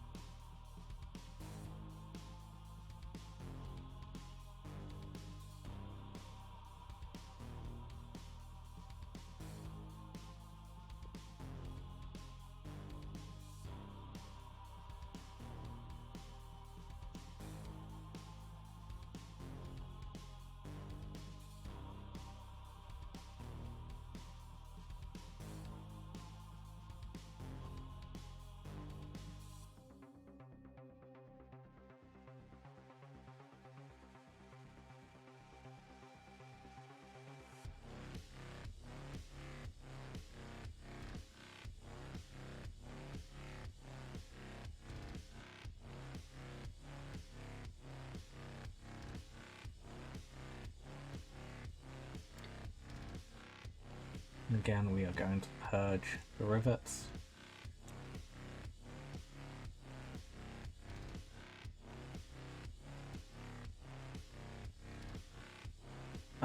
So I'm thinking of just going Volkite on this because I feel like Volkite just kind of suits the Emperor's Children.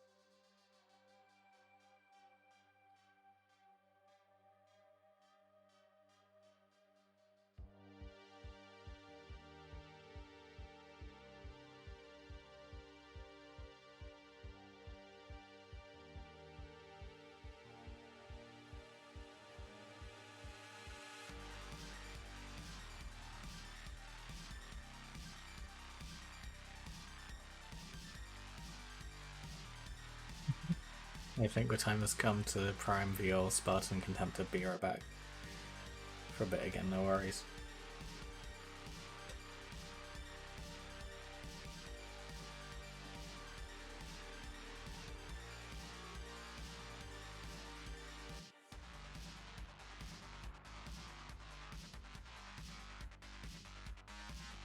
Combi weapon.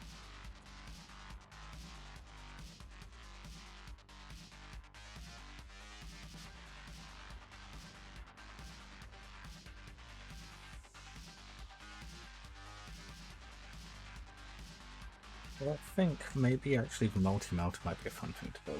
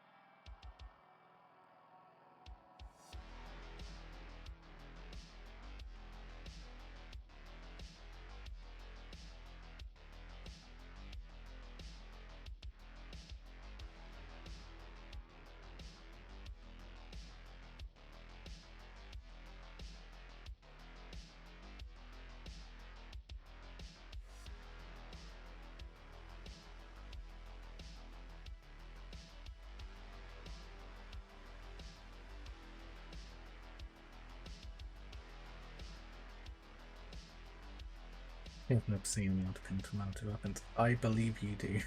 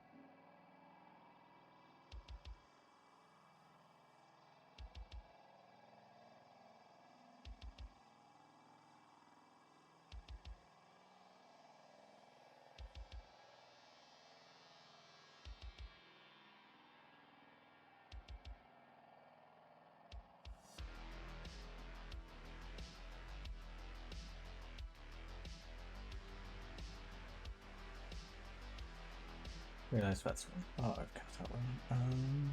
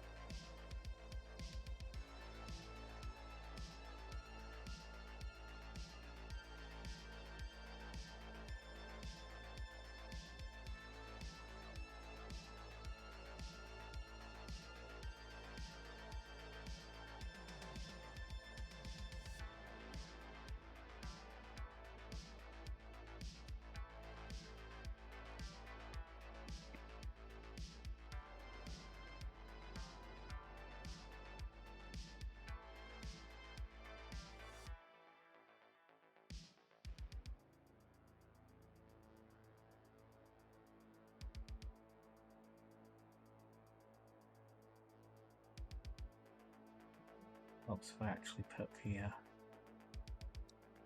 arm in, doesn't it? So that would glue on there, but we're not going to glue it on for now. Hey Herm, how's it going?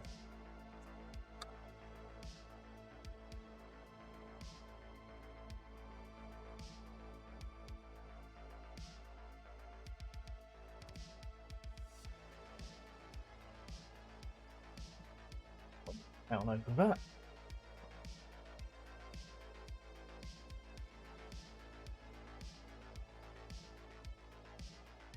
Right, now we need a turret hatch, which I should have one already cut out from where we failed to put one on the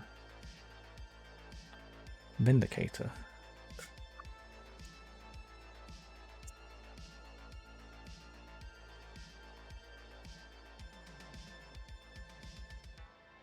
If not, things are going to get a bit spicy.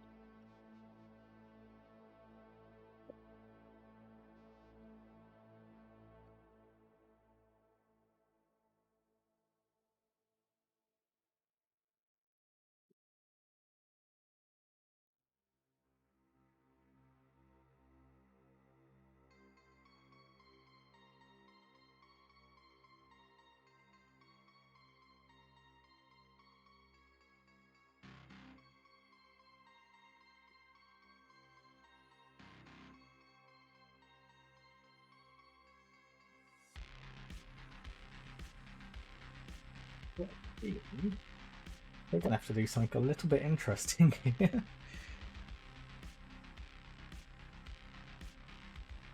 And we're going to have to put a 40k turret hatch on.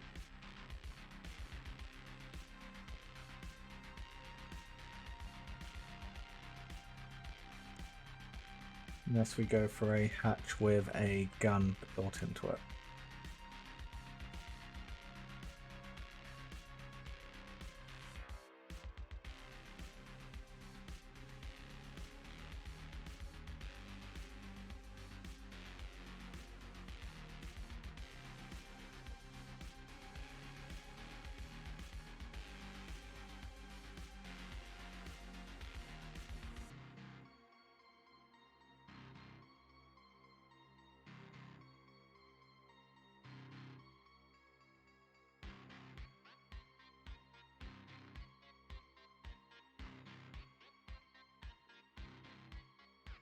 We'll make it working back-to-back 11s. Oof.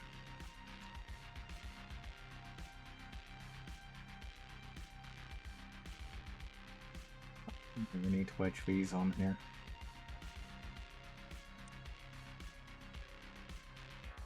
It will fit.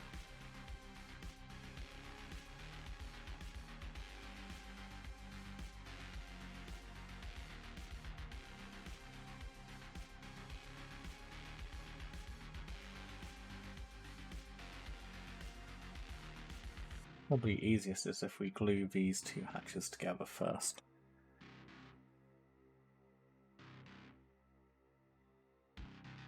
And then we work out how we're going to do this.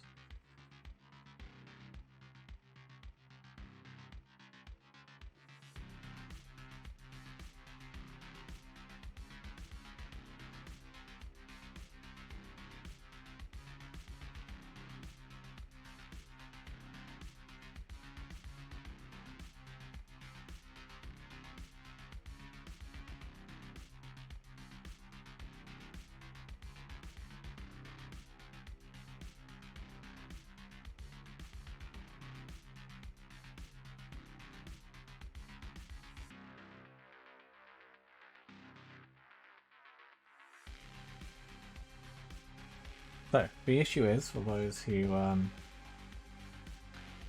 weren't there for the Vindicator building stream, where we tried to convert it to be more Horus Heresy, is I kind of messed up and broke the turret hatch from the vehicle upgrade sprue. That vehicle upgrade sprue is for this vehicle here. This vehicle here, we want to have a closed plane hatch, like the one we destroyed on the Vindicator. And the other vehicle upgrade sprue I have for the Spartan, I used the plain turret hatch from that on that, so I don't actually have any of those spare.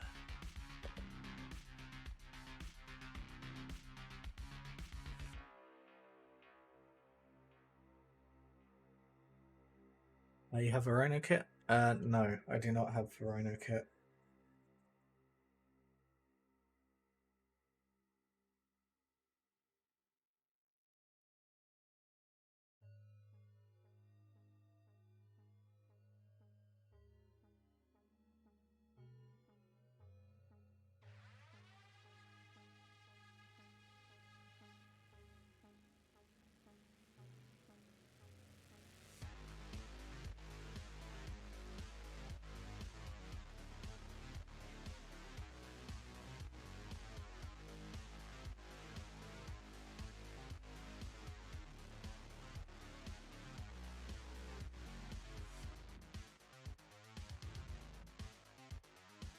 I have 2 spare closed hatch tops.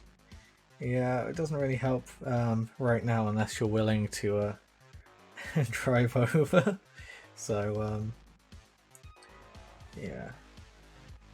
I'll just work on trying to make this work, because it's an interesting little conversion as well.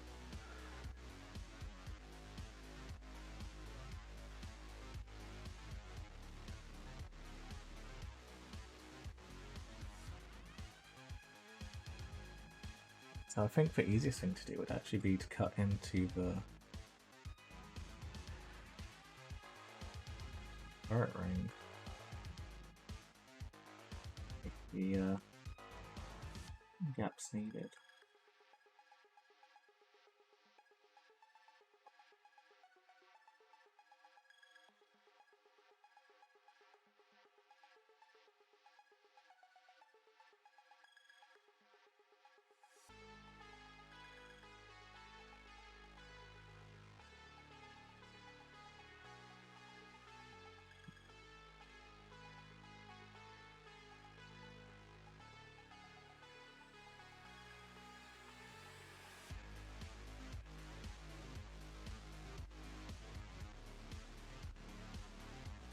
Yeah, no, I want to get this built today, so we're just sending it.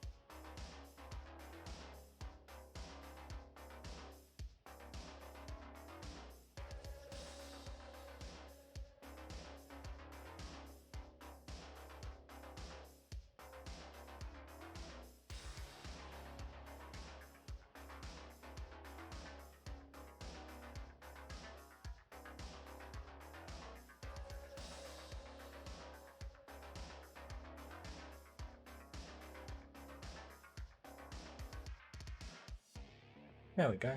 40k patch on for Sicarian. Messed up slightly, but hey.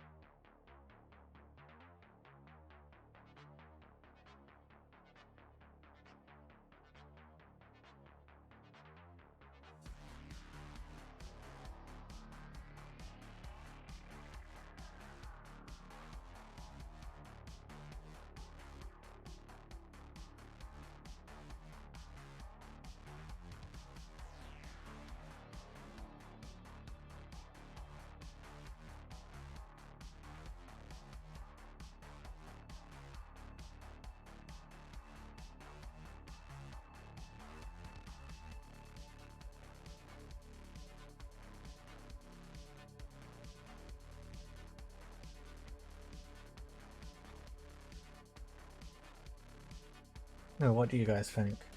Too heretical or actually works? Obviously I still need to tidy it up, but just quickly refocus.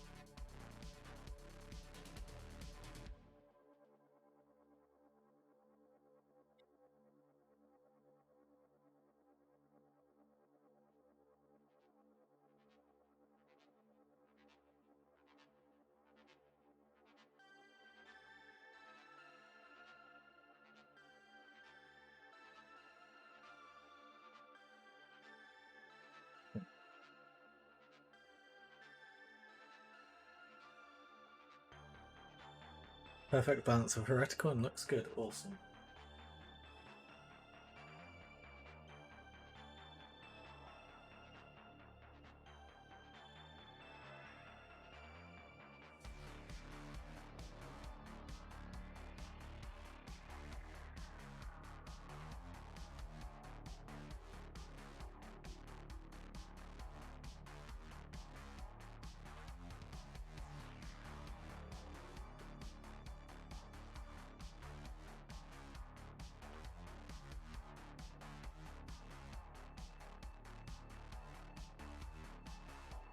Right, let's get back to actually building the tank properly.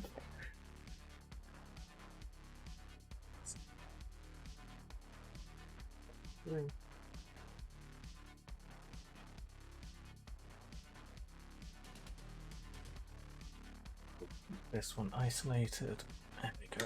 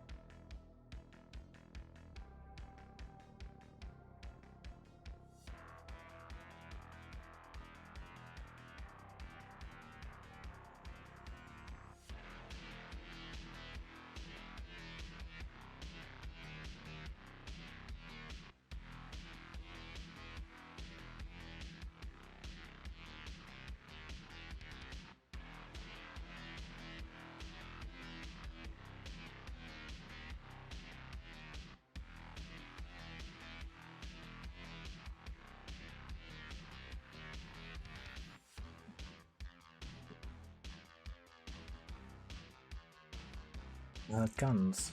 Let's jump back to how the guns go together.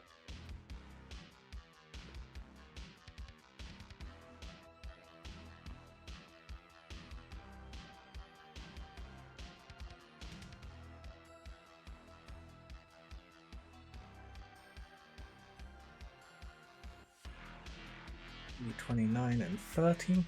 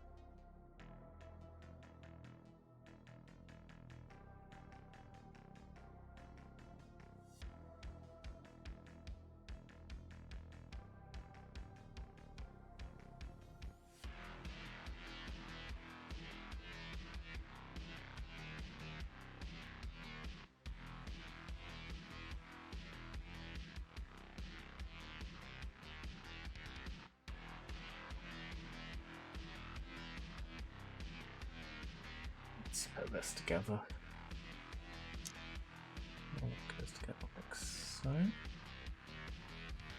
Nice and easy.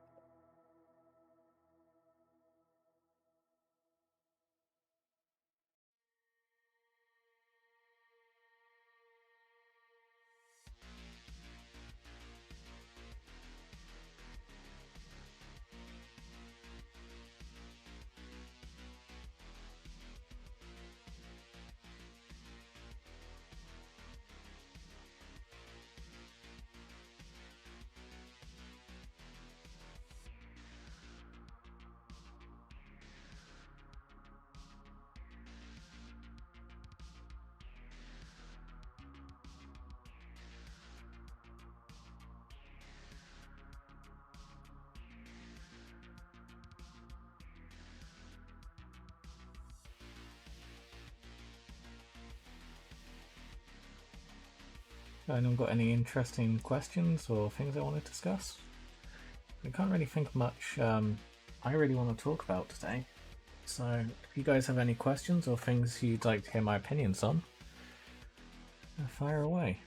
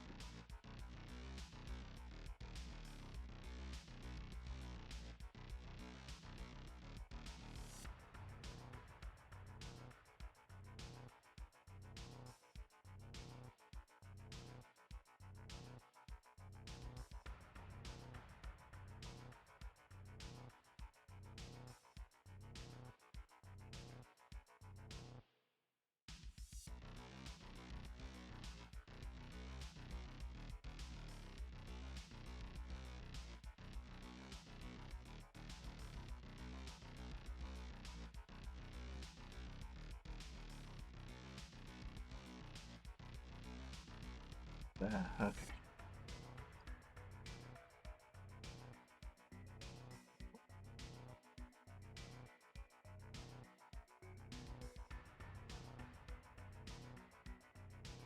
Roll backwards. Right.